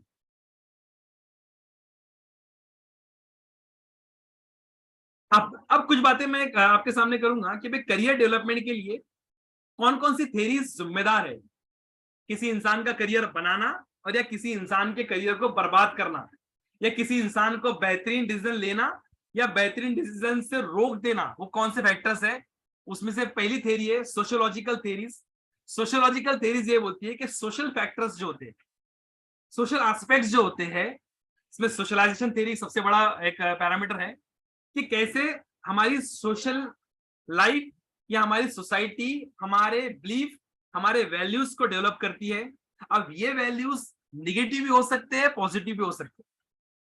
बहुत सारे लोग जो होते हैं अपने गलत सोसाइटी में होने की वजह से या सोसाइटी का इन्वायरमेंट होने की वजह से गलत गलत बिलीफ और वैल्यूज को जिंदगी भर लेके चलते हैं। जैसा कि एक आम तौर पर एक मीथ माना जाता है कि करियर भाई पर्टिकुलर जो कम्युनिटी होती है उसके साथ में बायसनेस होती है, डिफरेंशिएशन होता है, डिस्क्रिमिनेशन होता है। अब ये मीथ की वजह से बहुत सारे बच्चे पढ़ते नहीं, तो ये आपके डिसीजन पर और आपके करियर डेवलपमेंट पर, आपके वैल्यूज के ऊपर और आपके बिलीफ के ऊपर वही रोक लग गई। अब आप कितना भी मेहनत करेंगे स्कूल कॉलेजेस के अंदर, उसमें वो वैल्यूएशन असर होने वाला नहीं है। फिर कुछ कल्चरल भी होती है, बहुत सारी कुछ रिलीजन होते हैं, कुछ ट्रेड कुछ कास्ट अलग अलग होती है, उसके हिसाब से भी असर पड़ता है डिसीजन मेकिंग के ऊपर। जैसे कि अक्सर आप देखेंगे कि बैंकिंग सेक्टर जो होता है, बैंकिंग सेक्टर से हमारा एक बिलीफ और हमारा एक कुछ फंडामेंटल फैक्टर जुड़ा हुआ है कि इंटरेस्ट में काम करना चाहिए या नहीं करना चाहिए। तो आपको बैंकिंग सेक्टर के अंदर आपको बाकायदा मुसलमानों की तादाद वहां पर आपको कम दिखेंगी। क्यों? क्योंकि कहीं ना कहीं कल्चर और रिलीजन के जो फंडामेंटल्स होते हैं वहां से कहीं ना कहीं टकराया जाता है, तो वहां पर भी असरअंदाज होता है आपका करियर। ओके, फिर कुछ सोशल स्ट्रक्चर होता है कि मतलब सोसाइटी जो इंस्टीट्यूशंस, लैंग्वेज, रिलीजन और सोसाइटी, इनका पूरा एक मुरक्कब होती है, इनके अंदर अलग अलग पहलू भी असरअंदाज करते हैं एक बच्चे की सोच के ऊपर और करियर डेवलपमेंट को। अब मैं ये सारी बातें आपके सामने क्यों पेश कर रहा हूं कि अगर आपको बच्चे को कुछ इनिशियल स्टेज के अंदर सजेस्ट करना है, अगर किसी कोई कभी कभी क्या होता है कि बहुत सारे पेरेंट्स अर्ली स्टेज में हमारे पास में आते हैं और कहते हैं कि भाई हमें कौन सा बोर्ड सिलेक्शन करना चाहिए। मैंने एक लेक्चर इसके ऊपर भी लिया था कि how to select the CBSE, ICSE, SSC board like this. मैंने उनका कंपैरिजन बताया था, उनके फोकस एरियाज बताया था। तो करियर काउंसलिंग का मतलब ये नहीं कि 10वीं के बाद ही बच्चा आपके पास है। मेरे पास तो इंजीनियरिंग के बाद भी बच्चे आते हैं, यूपीएससी की तैयारी, एमपीएससी की तैयारी करने के लिए कहां पर जाए उसके लिए बच्चे आते हैं। भाई बोर्ड में कौन सा डालू बच्चे को, फर्स्ट स्टैंडर्ड में बच्चे को या नर्सरी में बच्चे को सीबीएसई में डालू, आईसीएसई में डालू? तो आप लोग उनको सजेस्ट कर सकते हैं कि आप जिस सोसाइटी में रह रहे हैं, जिस एरिया में रह रहे हैं, उनके फैक्टर्स भी उसके वैल्यू के ऊपर, उसके बिलीफ के ऊपर, उसकी एबिलिटीज को कैटर कर सकते हैं, असर अंदाज कर सकते हैं। ये सारी चीजें आप रखते हैं। अब सिमिलरली उसी तरीके से अगर आपको कोर्स कंटेंट डेवलप करना है, आप किसी सोसाइटी में जा रहे हैं, आप किसी पर्टिकुलर गांव में जा रहे हैं और किसी एक ऐसे इलाके में जा रहे हैं जो तालीमी एतबार से बहुत ही पिछड़ा इलाका है, तो उसके सोशल एस्पेक्ट, उसके कल्चरल एस्पेक्ट को समझकर उस हिसाब से अपना कंटेंट डेवलप करना, और उस कंटेंट में उस माशरे के अंदर सोशली कैसे चेंजेस आ सकते हैं, और बच्चा उन बैरियर्स को कैसे दूर करे हमारे कंटेंट के अंदर, हमारे कम्युनिकेशन के अंदर, हमारे करियर काउंसलिंग के अंदर, मोटिवेशन के अंदर, वो सारी चीजें आनी चाहिए। यानी जो बंबई के बच्चों में मैं बातचीत कर रहा हूं, मैं नागपुर के बच्चों में वो बात करूं, ये मुनासिब नहीं है। हो सकता है कि वहां के कुछ फैक्टर्स कुछ अलग हो सकता है कि मैं कोई गांव खेड़े में जा रहा हूं और गांव खेड़े में कुछ अलग पैरामीटर्स हो। तो मैं अपने कंटेंट को डेवलप करने से पहले ये देखूं कि करियर डेवलपमेंट में उसकी एबिलिटीज, उसके एप्टीट्यूड, इंटरेस्ट के अलावा उसका सोशल बैकग्राउंड भी, या उसका सोसाइटी, उसके कल्चरल एथिक्स भी वैल्यू करते हैं, तो आप अपने कंटेंट के अंदर वो सारे प्रॉब्लम्स को सॉल्यूशन देने की बात कर सकते हैं। मैं आपको सामने एक बात यहां पर कर दूं कि करियर काउंसलिंग में, या एप्टीट्यूड में, या काउंसलिंग में, या मेंटोरिंग में, या पेरेंटिंग में आप किसी भी मूवमेंट पे लोगों को चेंज कर सकते हो। मेंटोरिंग और तरबियत की सबसे बड़ी क्वालिटी ये है कि अगर एक बच्चा जो है 10वीं तक कुछ भी नहीं किया हुआ है, लेकिन अगर आपकी बातचीत से, आपके मोटिवेशन से, आपके इंस्पिरेशनल टॉक से उसको चेंजेस आ जाते हैं उसकी लाइफ में, और वो एक चेंजेस काफी है उसको अपनी जिंदगी को पाए तकमील तक पहुंचाने के लिए, कामयाब बनाने के, वो उस उतनी पुरजोर या उतनी नॉलेज से भरी या उतने एस्पेक्ट्स को समझकर आपका कंटेंट डेवलप करना आपको करियर काउंसलर बेहतर बनाता है। इसलिए आपको ये पहलू को भी समझना पड़ेगा। ओके, आप ऐसे पहलू में जाकर, सपोज आप अगर किसी ऐसे बहुत ही ज्यादा फंडामेंटलिस्ट के सामने बात कर रहे हैं, और वहां पर आप बात कर रहे हैं कि आप फैशन डिजाइनिंग की बात कर रहे हैं, बच्चों को मॉडलिंग में या बच्चियों को मॉडलिंग में लाने की बात कर रहे हैं, या ऐसे बात कर रहे हैं जो फंडामेंटल्स को छेड़ रहे हैं, तो लोग आपको वहां से वापस भी नहीं छोड़ेंगे, घर को आना भी आपके लिए मुसीबत बन सकता है। तो ये सारे पहलुओं को समझना कि these are the factors which affecting the career development और डिसीजन मेकिंग। कुछ साइकोलॉजिकल थ्योरीज होती है, कुछ नफ्सियाती थ्योरीज होती है, जिसमें करियर कॉग्निटिव डेवलपमेंट होता है। कॉग्निटिव डेवलपमेंट से मेरी मुराद ये है कि जैसे जैसे हमारी उम्र के हम अलग अलग पड़ाव पर जाते हैं, बच्चा रहता है तो सिर्फ सेंसरी इनपुट से सीखता है, इधर आओ उधर आओ, इस तरीके से उस इनपुट को लेता है, उसके हिसाब से बिहेव करता है। सिमिलरली हम जब वैसे बड़े होते हैं, अडल्टहुड में जाते हैं, या हम लोग मैच्योर होते हैं, तो हम लोग रैशनल थिंकिंग अपनाते हैं, सोचते हैं, तो हमारा कॉग्निशन डेवलपमेंट भी वक्त के हिसाब से होता है। इसके हिसाब से भी हमारा करियर में चेंजेस आते हैं।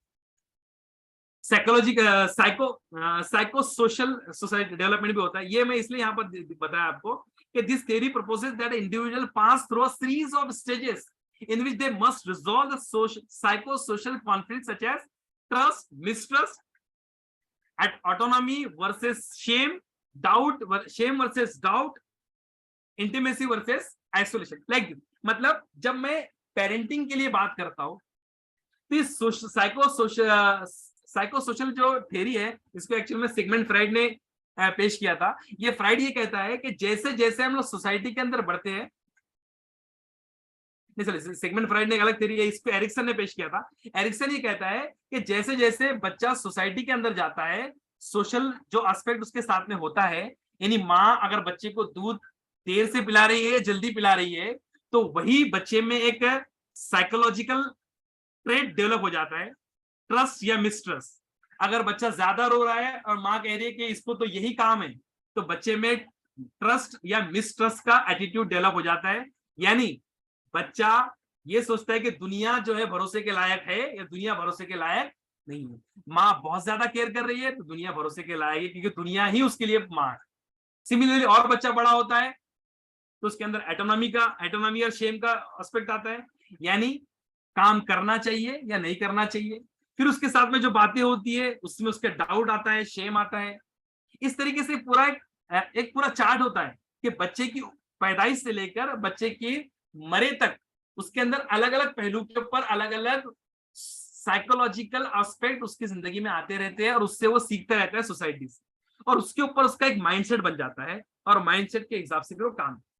फॉर एग्जाम्पल, बहुत से लोग कहते हैं कि मेरा बच्चा शर्माता बहुत है, तो वो शर्माने वाला जो एटीट्यूड आया उसके अंदर, वो शर्माने वाला एटीट्यूड क्यों आया?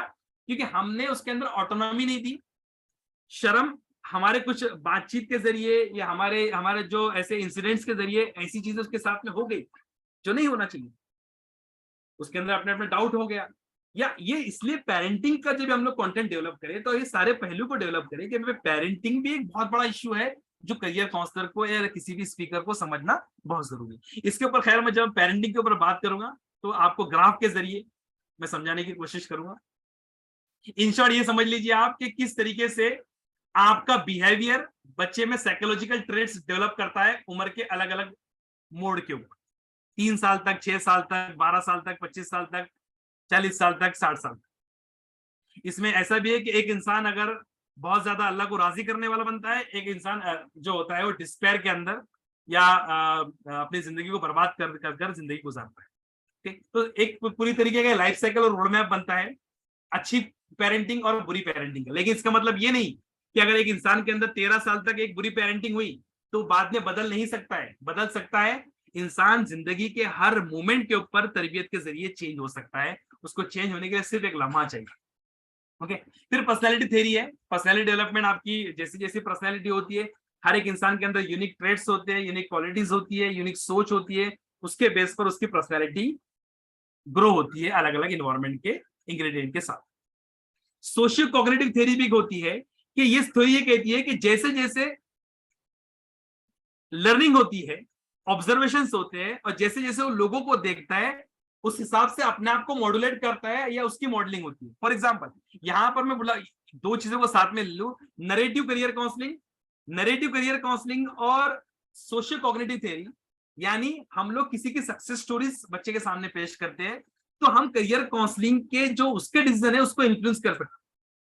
यानी मैंने आपके सामने डॉक्टर रोशन आरा को पेश किया जो कि दोनों पैर से में पैर नहीं है, उनको नकली पैर है, या मैंने अंसार शेख की स्टोरी को पेश किया, या मैंने ऐसे रोल मॉडल्स को पेश किया जिसकी वजह से मैंने करियर काउंसलिंग का एक नैरेटिव डेवलप किया।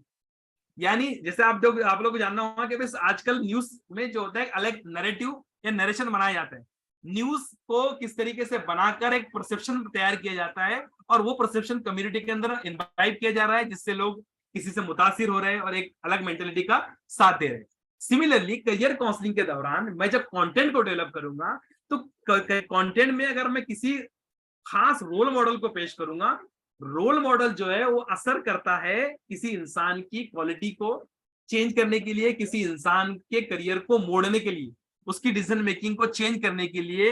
हो सकता है किसी का इंटरव्यू, मैं हो सकता है किसी गवर्नमेंट ऑफिसर का इंटरव्यू आपके सामने लूं, वो अगर बच्चे देख रहे हैं उनकी जिंदगी में उन्होंने कौन कौन सी अथॉरिटी पाई है, कौन कौन से उनकी जिंदगी में चेंजेस आए हैं, कौन कौन सी उनकी जिंदगी में उन्होंने काम किए हुए। जैसे कि अभी हमारे साथ जुड़े हुए यहाँ पर अब्दुल रऊफ साहब ने जो वक्फ के लिए काम किया है वो बहुत सराहनीय काम है।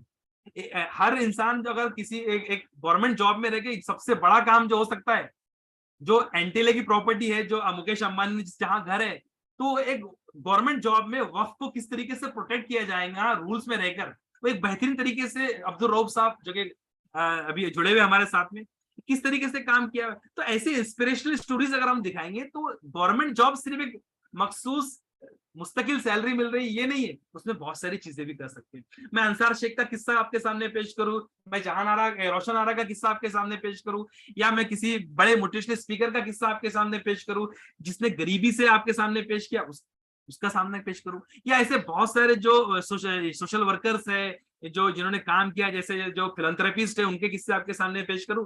That also creates some career development traits, और वो भी एक नरेशन क्रिएट करते हैं बच्चों को बनने की।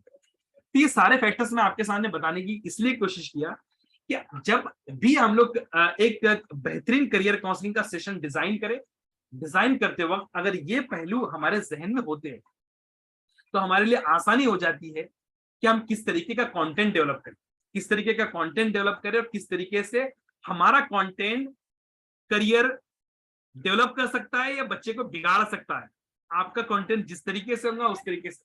कभी कभी कोई कहते हैं कि भाई वो फला सर हमारे यहाँ पर आए थे, उन्होंने कहा था ये करना है, बस ये करना है, क्यों करना है मुझे मालूम नहीं, लेकिन उन्होंने ये बता दी। तो ये सारा रोल हमारा हो सकता है बच्चे को बनाने के अंदर, उसको बेहतरीन मुस्तकबिल तक पहुंचाने में।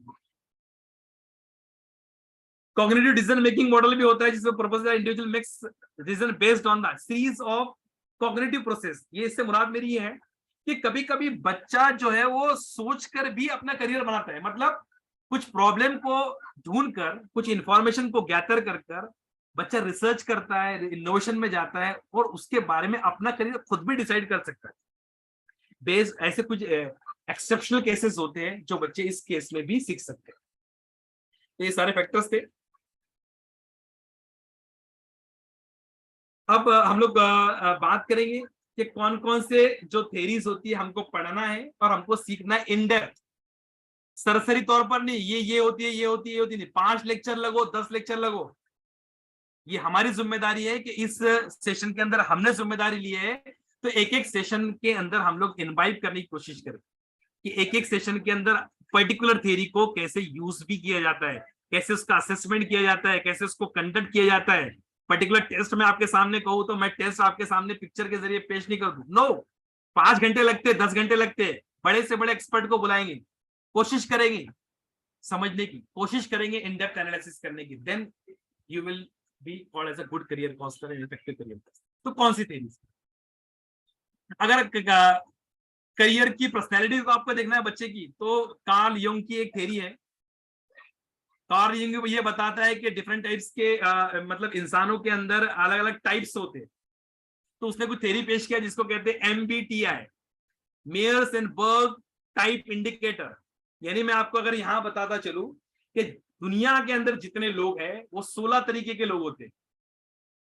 16 तरीके के लोग होते हैं। वो 16 तरीके के लोगों को समझना, 16 तरीके का अलग अलग काम करने का तरीका होता है, अलग अलग से इंफॉर्मेशन को परसीव करने का तरीका होता है, अलग अलग से इंफॉर्मेशन को सोचने का तरीका होता है, अलग अलग इंफॉर्मेशन को इंटरप्रेट करने का तरीका होता है। तो MBTI हम लोग पढ़ेंगे और MBTI को कैसे कंडक्ट करते हैं ये भी हम लोग देखेंगे। ओके, ये मेयर्स एंड बर्ग थ्योरी का उस वक्त इजाद हुआ, एक कार्ल यंग ने इस थ्योरी को पेश किया, लेकिन इसको प्रपोज नहीं कर पाया। ये प्रपोज इसलिए नहीं कर पाया कि उसको इस थ्योरी को एक्सेप्टेंस उस वक्त नहीं मिला, उसकी किताब वैसी के वैसी रह गई।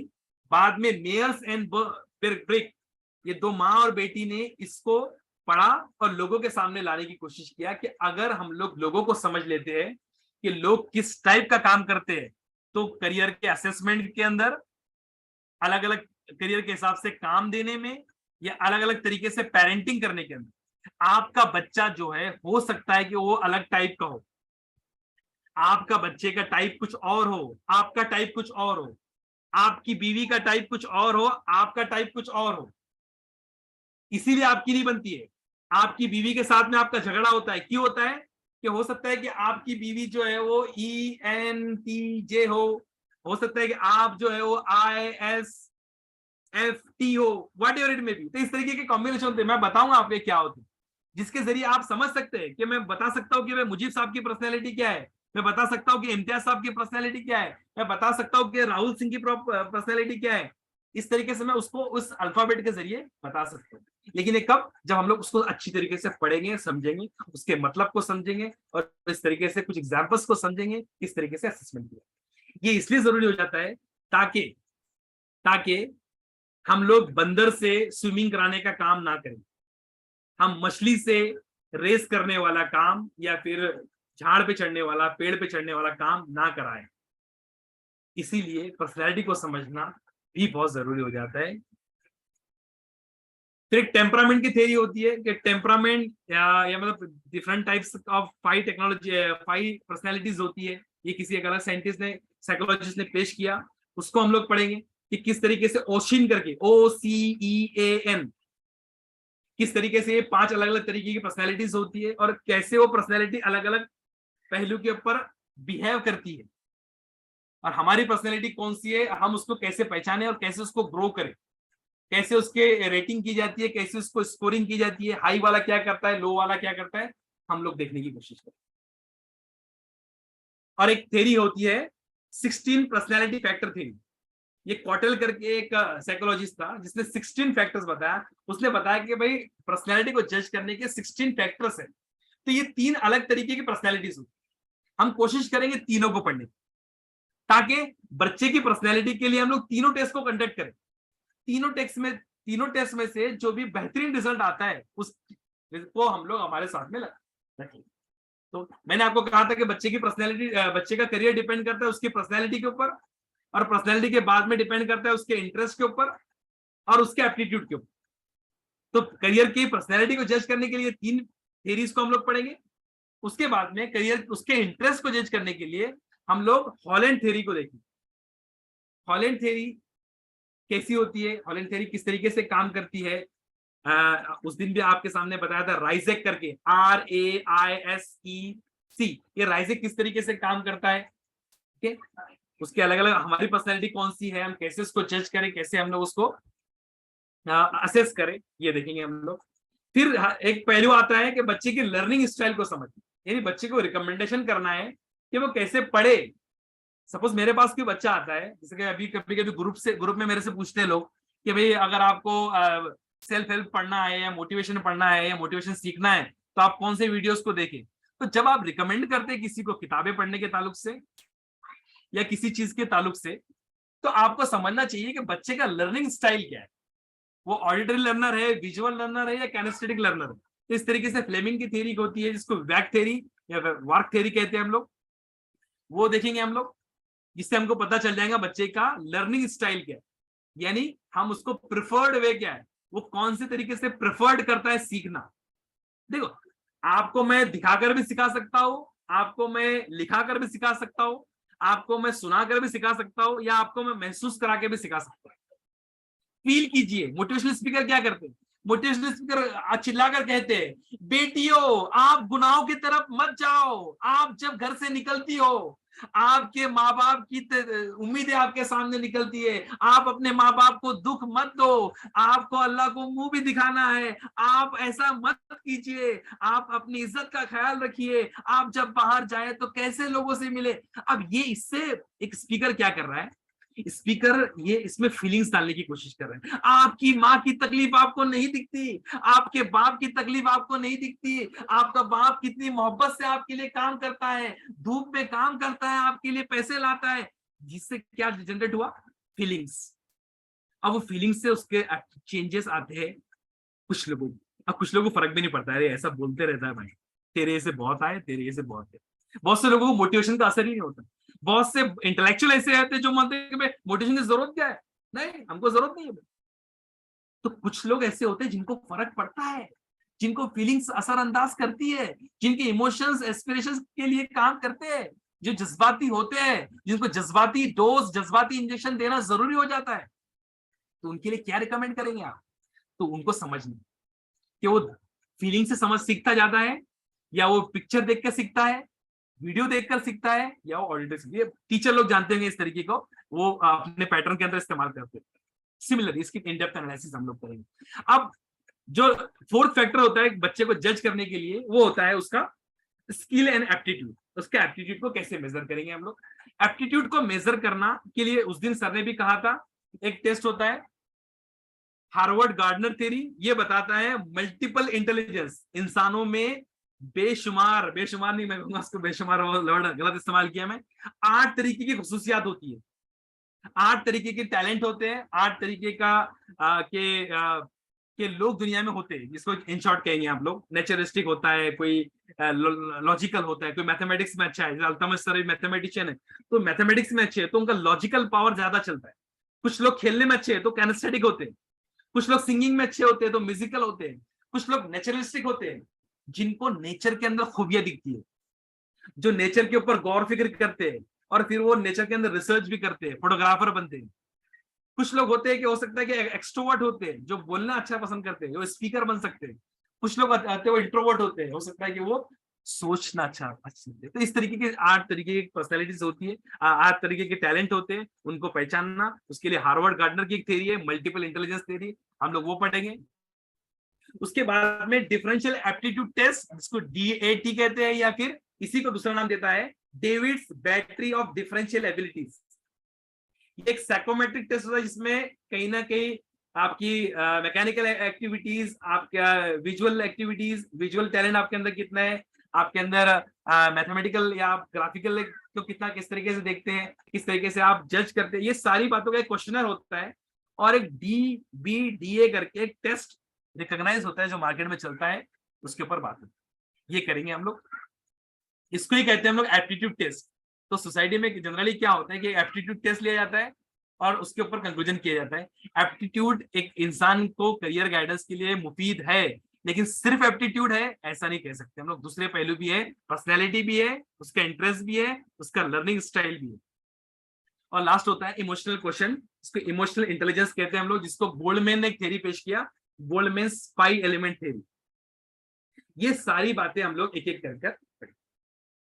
करके पढ़ेंगे, जिसकी पहली जो शुरू होंगे हम लोग एमबीटीआई टेम्परामेंट थ्योरी। मेरा मकसद ये था कि मैं इसी लेक्चर के अंदर कवर कर लूं, लेकिन चूंकि 10:30 बज चुके हैं और इतना वन वे बोलना, इतना वन वे ट्रैफिक जनरेट करना भी थोड़ा डिफिकल्ट टास्क हो जाता है, इसलिए हम लोग यहाँ पर रुकेंगे। बहुत सारे असेसमेंट के टूल्स होते हैं, ये सारे असेसमेंट के टूल्स है, 6 फैक्टर थ्योरी, डिस्क थ्योरी हम लोग पढ़ेंगे। ओके, बिग 5 थ्योरी हम लोग स्टार्ट करेंगे, जिसमें थ्योरी होती है। बिग 5 थ्योरी क्या होती है? बिग 5 थ्योरी को कैसे जज करेंगे, उसका हाई स्कोर क्या डिसाइड करता है, लो स्कोर क्या डिसाइड करता है, उसके 16 फैक्टर थ्योरी क्या होती है, 16 फैक्टर्स कौन कौन से है, उसका इवेल्युएशन कैसे होता है, लो स्कोरिंग कैसे की जाती है, हाई स्कोरिंग की जाती है, टेस्ट अगर कंडक्ट करना है तो कहाँ होगा, एमबीटीआई थ्योरी क्या होती है, एमबीटीआई की पर्सनैलिटीज कौन सी होती है, उसको कैसे जज करेंगे, उसको कैसे करेंगे। ये आज थोड़ा ज्यादा हो जाएगा, इसलिए मैं आज यही रुकता हूँ। और आपको सिर्फ एक बात बता दूं मैं कि अगर आपको एक टेस्ट कंडक्ट भी करने हैं तो एक वेबसाइट है www.truity.com। इस वेबसाइट पे जाकर हम लोग फ्री के अंदर भी अपने टेस्ट कर सकते हैं। इसके अंदर क्वेश्चनर्स होते हैं, क्वेश्चनर के अलग अलग सेट्स होते हैं, और बाद में वो अपने को बता देगा कि आप बिग 5 थ्योरी का टेस्ट देते हैं तो आप कितने ओपननेस आपके अंदर है, कितनी कॉन्शियसनेस आपके अंदर है, कितना एक्सट्रोवर्जन आपके अंदर है, एग्रीएबलनेस कितनी है, न्यूरोटिज्म कितना है। इसको थोड़ा वक्त लगेगा और थोड़ा मेरी भी अभी एनर्जी वेस्ट, थोड़ी एनर्जी मेरी भी ड्रेन हो चुकी है, तो मैं यहाँ पर इस बात को खत्म करूंगा। और उसके बाद में मैं आपको एक बताऊंगा कि कल हम लोग इसको स्टार्ट करेंगे। और कल हुमेरा मैडम, जो मेरी एक बहुत अच्छी दोस्त है और मेरी साथी भी रह चुकी है, और एमए क्लिनिकल साइकोलॉजिस्ट है, और एक बेहतरीन काउंसलर है, PG diploma in career counselling भी की हुई है, वो कल एप्टीट्यूड टेस्ट कैसे कंडक्ट करते हैं इसके ऊपर लेंगी।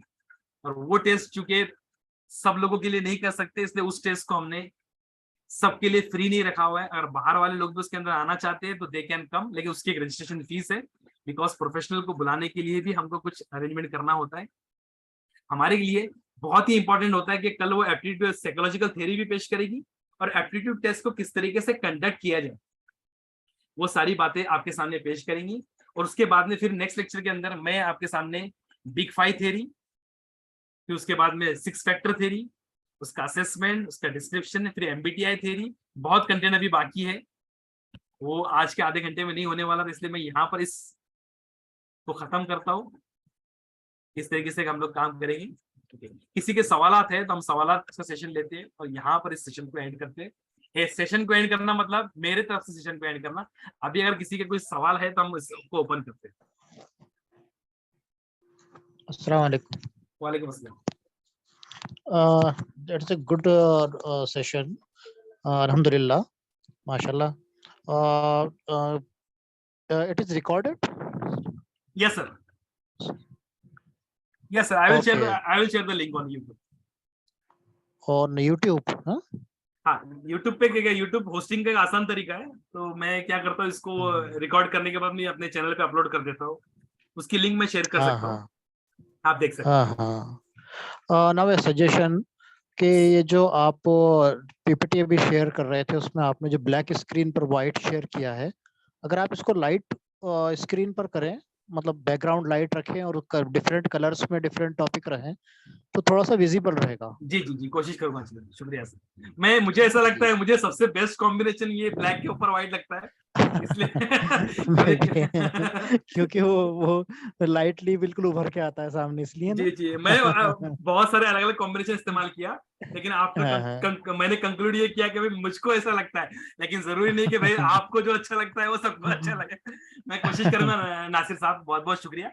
और किसी का कुछ छोटा भी है ये, इसमें थोड़ा ऐसे जैसे किया जा सकता है। अभी ऐसे बिग 5 थ्योरी सामने दिख रही है और इसमें अभी 1 2 3 4 5 6 7 पॉइंट दिख रहे हैं, तो वो छोटा हो गया।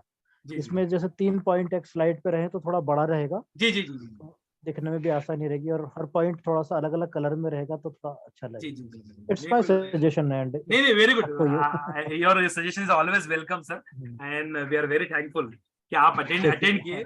सैयद नासिर साहब का मैंने प्रोफाइल देखा, he has a very enrich profile artificial intelligence और अलग अलग चीजों के अंदर माशाल्लाह। थैंक यू हम लोग आपको दावत भी देंगे सर, जी, थैंक यू और इस तरीके से हम एक कम्युनिटी इंशाल्लाह। डेवलप करने की कोशिश करेंगे कि भाई एक्सपर्टाइज जो होता है कम्युनिटी के अंदर छुपा हुआ है। मुजीब साहब भी है, मुजीब साहब भी गवर्नमेंट सर्वेंट रह चुके हैं माशाल्लाह। नागपुर में CSRE करके एक ऑर्गेनाइजेशन है, उसके जरिए अब्दुल रऊफ साहब और वो दोनों बहुत अपने रिटायरमेंट के बाद में भी गांव गांव घूमकर सेशंस लेना, गांव गांव में अलग अलग इनिशिएटिव लेना, अपना एक सेंटर उन्होंने खोला हुआ है। तो ऐसे बहुत सारे लोग अलग अलग जगह पे काम कर रहे हैं माशाल्लाह, और वो हमारे साथ में जुड़े, हमारे लिए फख्र की बात है मुजीब साहब। एहसान साहब, जी। एक मैं आपसे ये अर्ज ये करना चाह रहा था कि आपने अभी कहा, बहुत शुक्रिया इस बात का, और साहब भी सुन रहे हैं इस बात को। ये जितने भी आपने जो पॉइंट्स बताए, ये वो है कि जब बच्चा आपके पास आ गया, ये उनके माँ बाप में ये आग जल गई कि इसकी कैरियर काउंसलिंग जरूरी है। जी जी जरूरत ये है कि जो हम लोगों ने महसूस किया है कि हमें इसको फरोग कैसे देना है कि ये चीज बहुत जरूरी है बच्चे की जिंदगी के लिए। तो ये फरोग देने के लिए जैसे हम लोग अपने ऑर्गेनाइजेशन से कोशिश करते हैं, अपने तौर पे स्कूल वालों से टाइम मांग के वहां पे जाते हैं और सिर्फ इस बात को प्रोपोगेट करते हैं कि देखो, बिना एप्टीट्यूड जाने हुए बच्चे को किसी फील्ड में झोंको मत। Until unless you know the aptitude, you will not be able to give him a good future educationally. Exactly. तो इसको फरोग देने के लिए अगर कोई और तदबीर की जाए, क्योंकि आपने जितनी बातें बताई कि जब बच्चा या उसके वालिदैन आपके पास आ गए, तब आप उसकी 360 डिग्री उसकी एनालिसिस कर पाएंगे या उसको बता पाएंगे। तो अब जरूरत हम लोगों को, हमारे खासतौर से इस माशरे में जरूरत ये है, इस कौम में जरूरत ये है कि या तो एक टीचर्स का ग्रुप ऐसा हो जो स्कूलों में इस बात का फरोग दे कि ये career counselling is so necessary for your future. Until unless you go for that, it will be very difficult for you to choose a correct career. नहीं बहुत क्या हम लोग तदबीर करें, वो थोड़ा सा आप अगर रोशनी आज ना डाल पाए तो फिर कभी किसी लेक्चर में डालिएगा। मैं अपनी राय इसके ऊपर कुछ ना कुछ रखूंगा। मैं आपसे एक ही बात कहूंगा यहाँ पर कि जो मेरे भी स्लाइड दिख रही है, इसके अंदर बताने की मैंने कोशिश किया था कि कभी कभी जो है ना, बहुत सारे सोशल फैक्टर्स भी जो होते हैं कम्युनिटी को ग्रो करने के लिए, कम्युनिटी को मतलब खाका बनाने के लिए, उसको डेवलपमेंट करने के लिए रोल अदा करते हैं। तो इसमें हमारी कम्युनिटी को हमको एनालिसिस अभी करना पड़ेगा कि हमारी कम्युनिटी एक्चुअल में अभी एप्टीट्यूड के लेवल तक नहीं आई। ये जो आपका असेसमेंट है बिल्कुल सही है कि हमारी कम्युनिटी के पेरेंट्स इस चीज को समझे कि अपने बच्चे को एप्टीट्यूड टेस्ट तक पहुंचाए। हमें अभी पहले लेवल के ऊपर जो अवेयरनेस लेवल पे काम करना पड़ेगा, और अवेयरनेस का लेवल ही चल रहा है हमारे यहाँ। जैसे कि मैं अभी आपके शुरुआती दौर में मैंने कहा था कि दूसरी कम्युनिटी अभी ये डिस्कस कर रही है कि उनके बच्चे KVPI या फिर UPSC की तैयारी कैसे करें, MPSC की तैयारी कैसे करें, स्कूल के अंदर ये गुफ्तगू चलती है। या फिर JEE की तैयारी कैसे किया है, JEE का फाउंडेशन कैसे किया जाए। अब JEE के फाउंडेशन की बात, UPSC के फाउंडेशन की बात हम हमारी कम्युनिटी के अंदर नहीं कर सकते, क्योंकि हमारी कम्युनिटी के अंदर वो लेवल अभी नहीं आया है।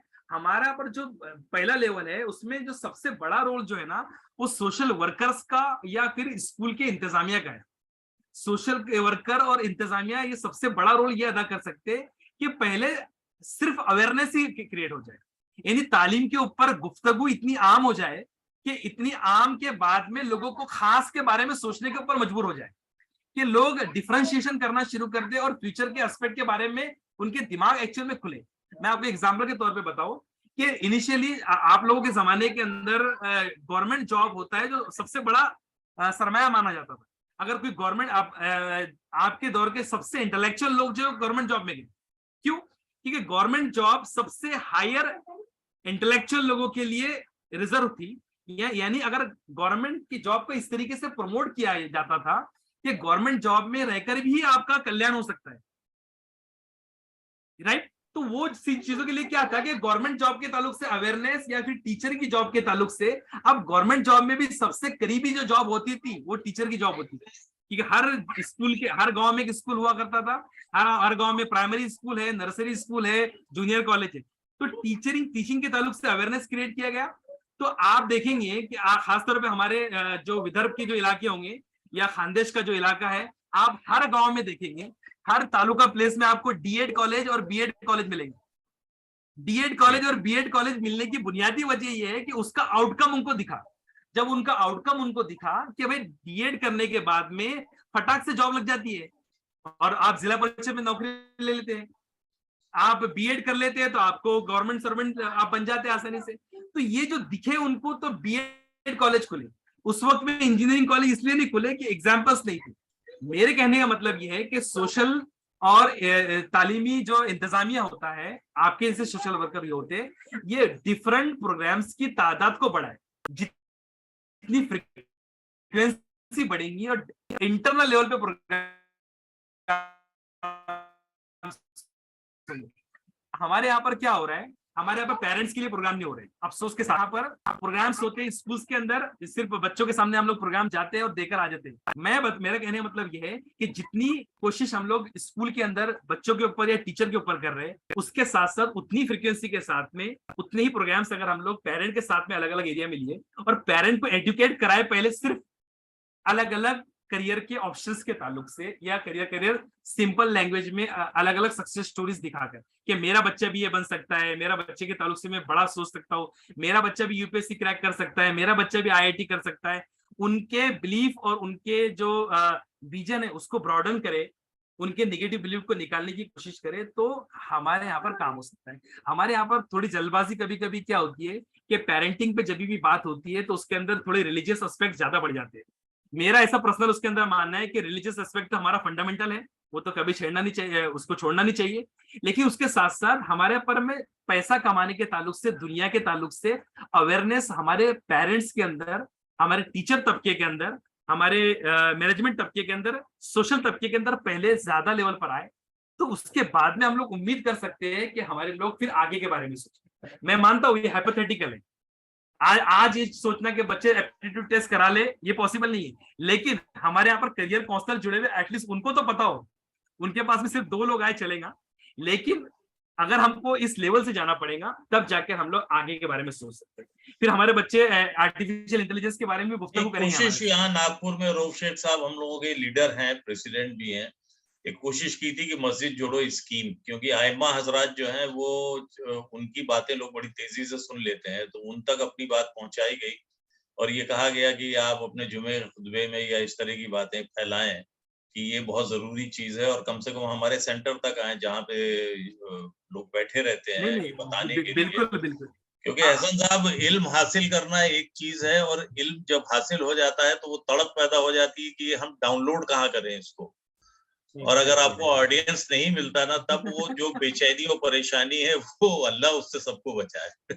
वो हम भी फेस करते हैं और वो तकलीफ से हम भी गुजरते हैं, क्योंकि वो बहुत एक चीज बहुत बड़ा फैक्टर होता है, मोटिवेशनल फैक्टर होता है कि अगर आपको कोई इतना करने के बाद में भी आपको कोई कॉल ना करे, आपकी उससे वैल्यू नहीं करे उसके इनिशिएटिव को, और आपका जो इनिशिएटिव है माशाल्लाह उस डायरेक्शन में है, नो डाउट। आपका जो इनिशिएटिव आपने इन्वॉल्व करने की कोशिश किया, अभी तक माना जाता था कि भाई मस्जिदों के अंदर दुनियावी बातें नहीं करना चाहिए। आप लोगों ने, मैंने ये भी सुना है कि आप लोग वहां पर स्कॉलरशिप की अवेयरनेस के बोर्ड लगाते हैं, नोटिफिकेशन चिपकाते हैं, आपने इमामों से मिलकर ये रिक्वेस्ट की कि आप यूपीएससी की लास्ट डेट ये आ रही है, आप ये बयान में बोल दो लास्ट में। ये सब चीजें जो है ना, this is the actually the steps, awareness का जो स्टेप है ना, हमको कम्युनिटी के अंदर रिलीजियस जो फंडामेंटल के साथ साथ जो है ना, ये बात दिखानी पड़ेगी। दुनिया में अगर हमको कुछ काम करना है तो हमको दुनिया में कमाना भी पड़ेगा, और पैसा भी वैल्यूएशन रखता है, इल्म भी वैल्यूएशन रखता है, पोस्ट भी वैल्यूएशन रखती है, इसके लिए भी कुछ स्ट्रगल करनी पड़ेगी हमारे को। ये सब डायमेंशंस के अंदर जो हमारे जो पिलर्स है ना, चाहे वो रिलीजियस लीडर्स हो, सोशल लीडर्स हो, स्कूल के इंतजामिया हो, टीचर्स हो और पेरेंट्स हो, ये सब काम करेंगे तो बच्चों में भी वो लेवल का अवेयरनेस आ जाएगा। अफसोस के साथ में मैं कहूंगा कि स्कूल का इंतजामिया जो है ना, इस तरीके इस डायरेक्शन में सोचता नहीं। ये तो सब जगह है। रऊफ शेख साहब इसमें रोशनी डाल सकते हैं, अगर सुन रहे हैं मेरी बात तो वो कुछ बोले। स्कूल का इंतजामिया ये बोलता है, मैं आपको बताऊं मुजीब साहब, स्कूल का इंतजामिया, हर स्कूल का इंतजामिया का ये परसेप्शन है कि दुनिया में सबसे बेस्ट एजुकेशन वही प्रोवाइड कर रहे हैं, और उनकी उनमें उनमें किसी भी तरीके की कोई गलतियां नहीं है, कुछ नहीं है, और उनको उनको इनको इम्पोर्टेंस, उनको किसी तरीके से इंप्रूवमेंट की कोई गुंजाइश नहीं है। वो हर परफेक्शन के साथ में पर्सनालिटी डेवलपमेंट, मोटिवेशन, बेहतरीन तरीके से इल्म को इम्बाइब करना, सारे पहलुओं पे काम कर रहे हैं, और there is no scope for improvement. 100% उनका रिजल्ट आता है, सब कुछ आता है, इसलिए वो बाकायदा आराम की नींद सो रहे हैं। चलिए, बहुत अच्छा रहा आपसे इंटरेक्शन, इतना तो हुआ अभी इंशाल्लाह। अब्दुल रऊफ साहब यहाँ पर है, अपनी कुछ राय दे, या कुछ अपने दूसरे पार्टिसिपेंट जो है कुछ सवाल पूछना चाहेंगे तो पूछ सकते हैं। अस्सलाम वालेकुम सर। वालेकुम अस्सलाम। जी मैम, सवाल। हाँ, नहीं सर, वही जो अभी सर पूछ रहे थे कि इसको कैसे इम्प्लीमेंट किया जाए, क्योंकि मैंने भी अभी इतने साल से स्कूल में देखा है कि हर साल करियर काउंसलर, जैसे मैंने आपको बताया कि एक आते हैं towards the end of 10th standard, उनको एक लेक्चर लेकर चले जाते हैं। तो वो देखा मैंने कि उसमें कुछ बिल्कुल बच्चों में फर्क नहीं आ रहा था। और जैसे आपने उस दिन आए थे हमारे यहाँ, तो बताया कि बच्चों के पास तब सोचने का वक्त नहीं होता, तो क्यों ना इसको प्री प्लान करके प्रॉपरली, जैसे हम अभी डिसाइड कर रहे हैं कि हम 8th स्टैंडर्ड से ही प्रॉपरली जो हमारा टाइम टेबल होता है उसमें करियर काउंसिल का लेक्चर ही रखा जाए, जिसमें कि बच्चों को प्रॉपरली दिमाग उनमें डाला जाए कि हाँ, ये पाथ आप करियर चुन सकते हो। और उसके लिए जैसे आपने बहुत सही कहा कि जो इदारे की टीचर्स हों या इदारे के जो हेड्स हों, वो इनिशिएटिव ले तो ही कुछ होगा, नहीं तो जो बाहर बाहर से जो अवेयरनेस चल रही है सर, वो तो फिर वो एक एक लेक्चर पे ही होके रह जाती है, उसमें कुछ तसलसल नहीं आता। इनफैक्ट नहीं, मैं इसीलिए बताने की कोशिश किया, और मुजीब साहब ने भी उसकी तरफ रोशनी डालेगा कि इदारे को ये जरूरत समझनी पड़ेगी कि ये एक लेक्चर का काम नहीं है। जी बिल्कुल। एहसान के पास में या किसी भी इंसान के पास में जादू की छड़ी नहीं है कि एक लेक्चर के अंदर आपकी स्कूल के पूरे इंतजामिया को चेंज कर दे, आपके बच्चों के माइंडसेट को चेंज कर दे। अल्लाह ताला ने अभी इतने टैलेंट और इतनी क्वालिटीज हमारे अंदर नहीं दिया है, किसी भी काउंसलर में नहीं दिया। अल्लाह ताला दे दे, अल्लाह करे वैसा। लेकिन ये एक मुसलसल प्रोसेस है, और एक जो मीथ सबसे बड़ा है, अगर उसके ऊपर काम करना शुरू कर दे, यहाँ पर अगर कुछ सोचने वाले लोग अगर मौजूद है, उसके ऊपर अपनी राय दे सकते हैं। कि मेरा ये मानना है कि करियर काउंसलिंग ये 10th स्टैंडर्ड और 12th स्टैंडर्ड का काम नहीं है, ये एक इनिशियल लेवल पे होना चाहिए। इसका काम शुरू होना चाहिए 7th स्टैंडर्ड 6th स्टैंडर्ड से, जो कि उमूमी तौर पे अपनी स्कूलों में नहीं हो रहा है। मैं कई सालों से चिल्लाने की कोशिश कर रहा हूँ कि भाई career counselling is a process, वो रोड मैप है, उसके अंदर फॉलो अप होते हैं, उसके अंदर सारी बातें होती है। 10वीं के अंदर आप बच्चों के एटीट्यूड की बात करेंगे, उसके बाद में वक्त नहीं है अपने एटीट्यूड को इंप्रूव करने के लिए। लेकिन आप 6th स्टैंडर्ड में 7th स्टैंडर्ड में करेंगे तो उसके पास में वक्त है। आप उसका एप्टीट्यूड टेस्ट तो नहीं ले सकते, लेकिन आप उसको दूसरी बातों में काउंसलिंग करके अवेयरनेस क्रिएट कर सकते हैं, करियर के ऑप्शंस उसके दिमाग में ला सकते हैं, सीरियसनेस का लेवल बढ़ा सकते हैं। तो ये सारी चीजें स्टार्ट होने चाहिए 7वीं या 8वीं या 6ठी से। तो हमारे पास हमारे बच्चों को एक पर्टिकुलर वक्त मिलेगा। दूसरी कम्युनिटी के पास में अवेयरनेस का वक्त, उनका जो दौर है, वो स्टेज वो गुजर चुकी है। उनके पास में अवेयरनेस का ये नहीं है कि आप किसी मराठी स्कूल में जाइए, इंग्लिश मीडियम में स्कूल में जाइए और उनको बताएं कि इंजीनियरिंग करने का रास्ता ये है। बच्चा बोलेगा बेवकूफ है तू, तेरे से पहले मेरे को मालूम है। आप उनको बताएंगे यूपीएससी करने के लिए प्री होता है, मेंस होता है, इंटरव्यू होता है, वो बच्चा बोलता है हमको सब पता है। तो वो अवेयरनेस की स्टेज से गुजर चुके हैं, इसलिए वो एप्टीट्यूड टेस्ट के बारे में, पर्सनैलिटी के बारे में और इनडेप्थ एनालिसिस के बारे में बात कर। हमको पहले तो अवेयरनेस के ऊपर काम करना पड़ेगा और नीचे की लेवल से काम करना, और इसके लिए स्कूल का इंतजामिया बहुत असर करता है। वो उनको अब वो एडजस्ट करे। इसलिए तो हम चाह रहे हैं कि भाई स्कूल आप हमको मत बुलाओ, किसी दूसरे को मत बुलाओ, अपनी स्कूल के अंदर एक करियर काउंसलर जिसको सब कुछ आता है वो तो तैयार कर लो।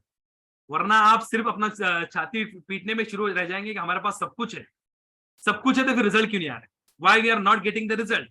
एक अब्दुल रऊफ साहब ने एक एनालिसिस मेरे को 2-3 साल पहले पेश किया था कि 90% के ऊपर कुछ परसेंटेज का उन्होंने एक सैंपल एक रिसर्च किया था, लेकिन 90% 10वीं में आया बच्चों का, बच्चे गायब हो गए।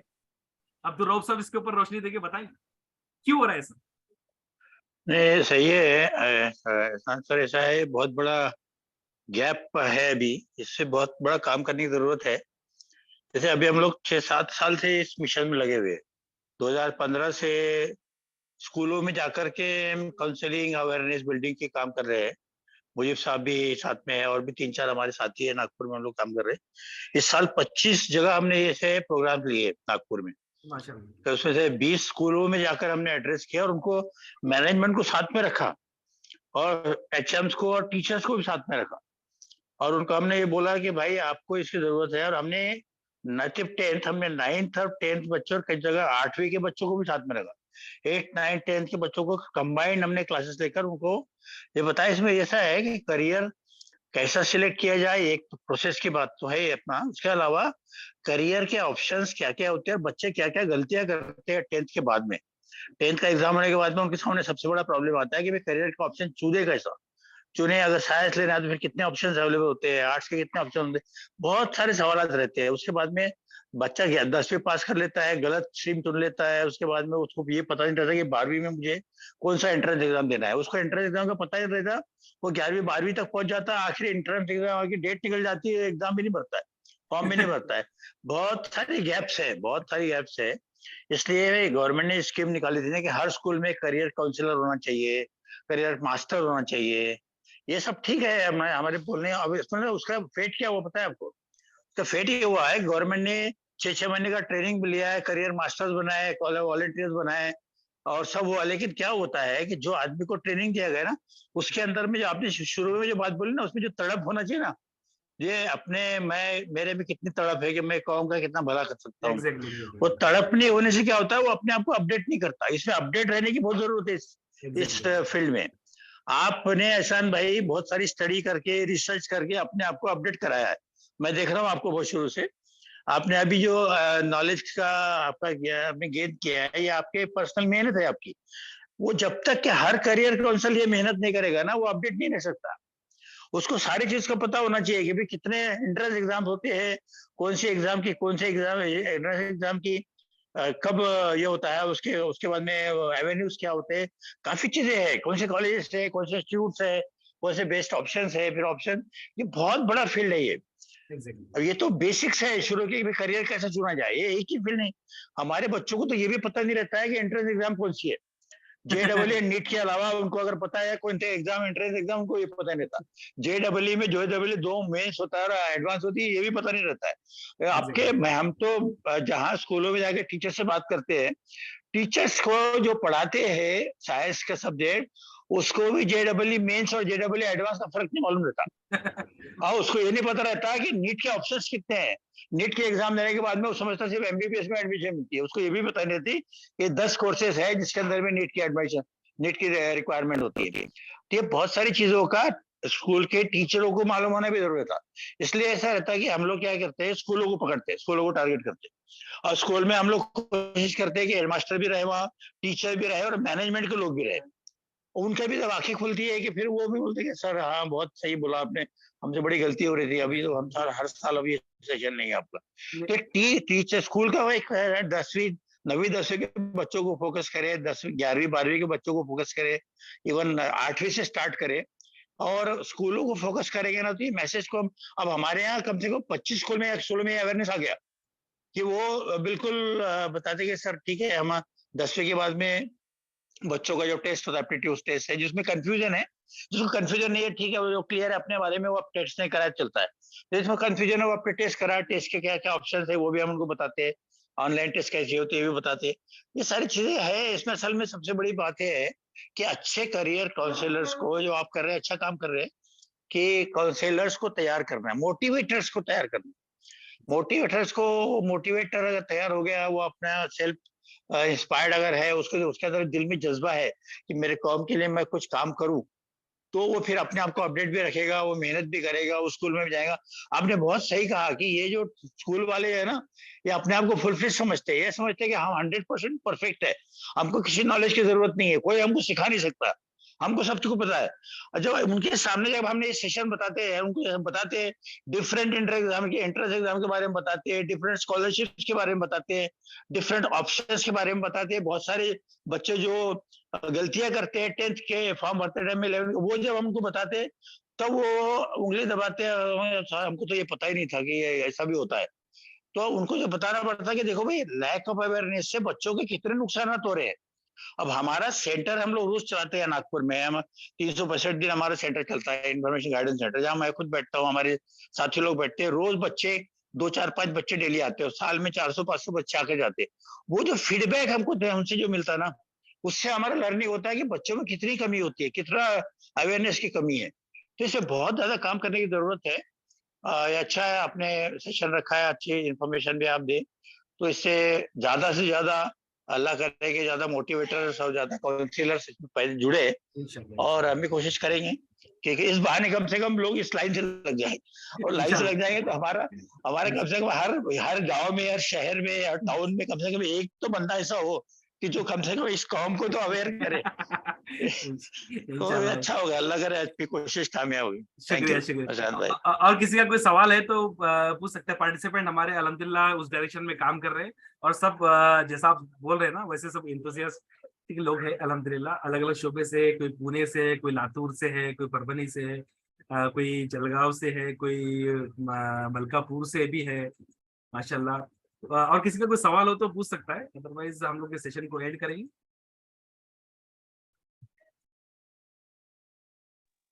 11 बज रहे मेरे ख्याल वाइंड अप किया। जी जी, जज़ाकल्लाह खैर। मेरे को निकलना भी है, कल जलगांव में हमारा एक सेशन है। मेरी गाड़ी का अभी टिकट नहीं है, कुछ ठिकाना नहीं है, जनरल डब्बे में जाना पड़ेगा शायद। खैर कल मेरी रिक्वेस्ट है कि सारे पार्टिसिपेंट से, कल हुमेरा मैडम का एक लेक्चर होगा, और यास्मीन मैडम से मैं रिक्वेस्ट करूंगा कि वो कल होस्ट करें। मैडम आप कल अवेलेबल है? आपका इंटरनेट वगैरह फास्ट होता है? क्योंकि मैं शायद ट्रैवलिंग में रहूंगा, मैं वापसी में रहूंगा वहां से। और कल एक how to conduct aptitude test, मैंने उसकी एडवर्टाइजमेंट नहीं किया था, आज ही करता हूँ। एप्टीट्यूड टेस्ट कैसे कंडक्ट करते हैं, बहुत ही इंपॉर्टेंट सेशन है। कहीं भी आपको यूट्यूब वगैरह पे किधर भी वो नहीं मिल पाएगा, और बहुत सारे साइकोलॉजिकल काउंसलर उसको छुपा कर करते हैं, देते नहीं, किसी को शेयर नहीं करते। लेकिन इंशाल्लाह वो बहुत इंपॉर्टेंट, इसलिए उसको आप लाइव देखें, रिकॉर्डेड पे ना जाए, और कोशिश करें कि आप मैक्सिमम अटेंडेंस के साथ में इसमें करें। जज़ाकल्लाह खैर, आप लोग जुड़े इस सेशन से, और आपने मुझको सुना। जज़ाकल्लाह खैर। अस्सलाम वालेकुम वरहमतुल्लाह। वालेकुम अस्सलाम सर।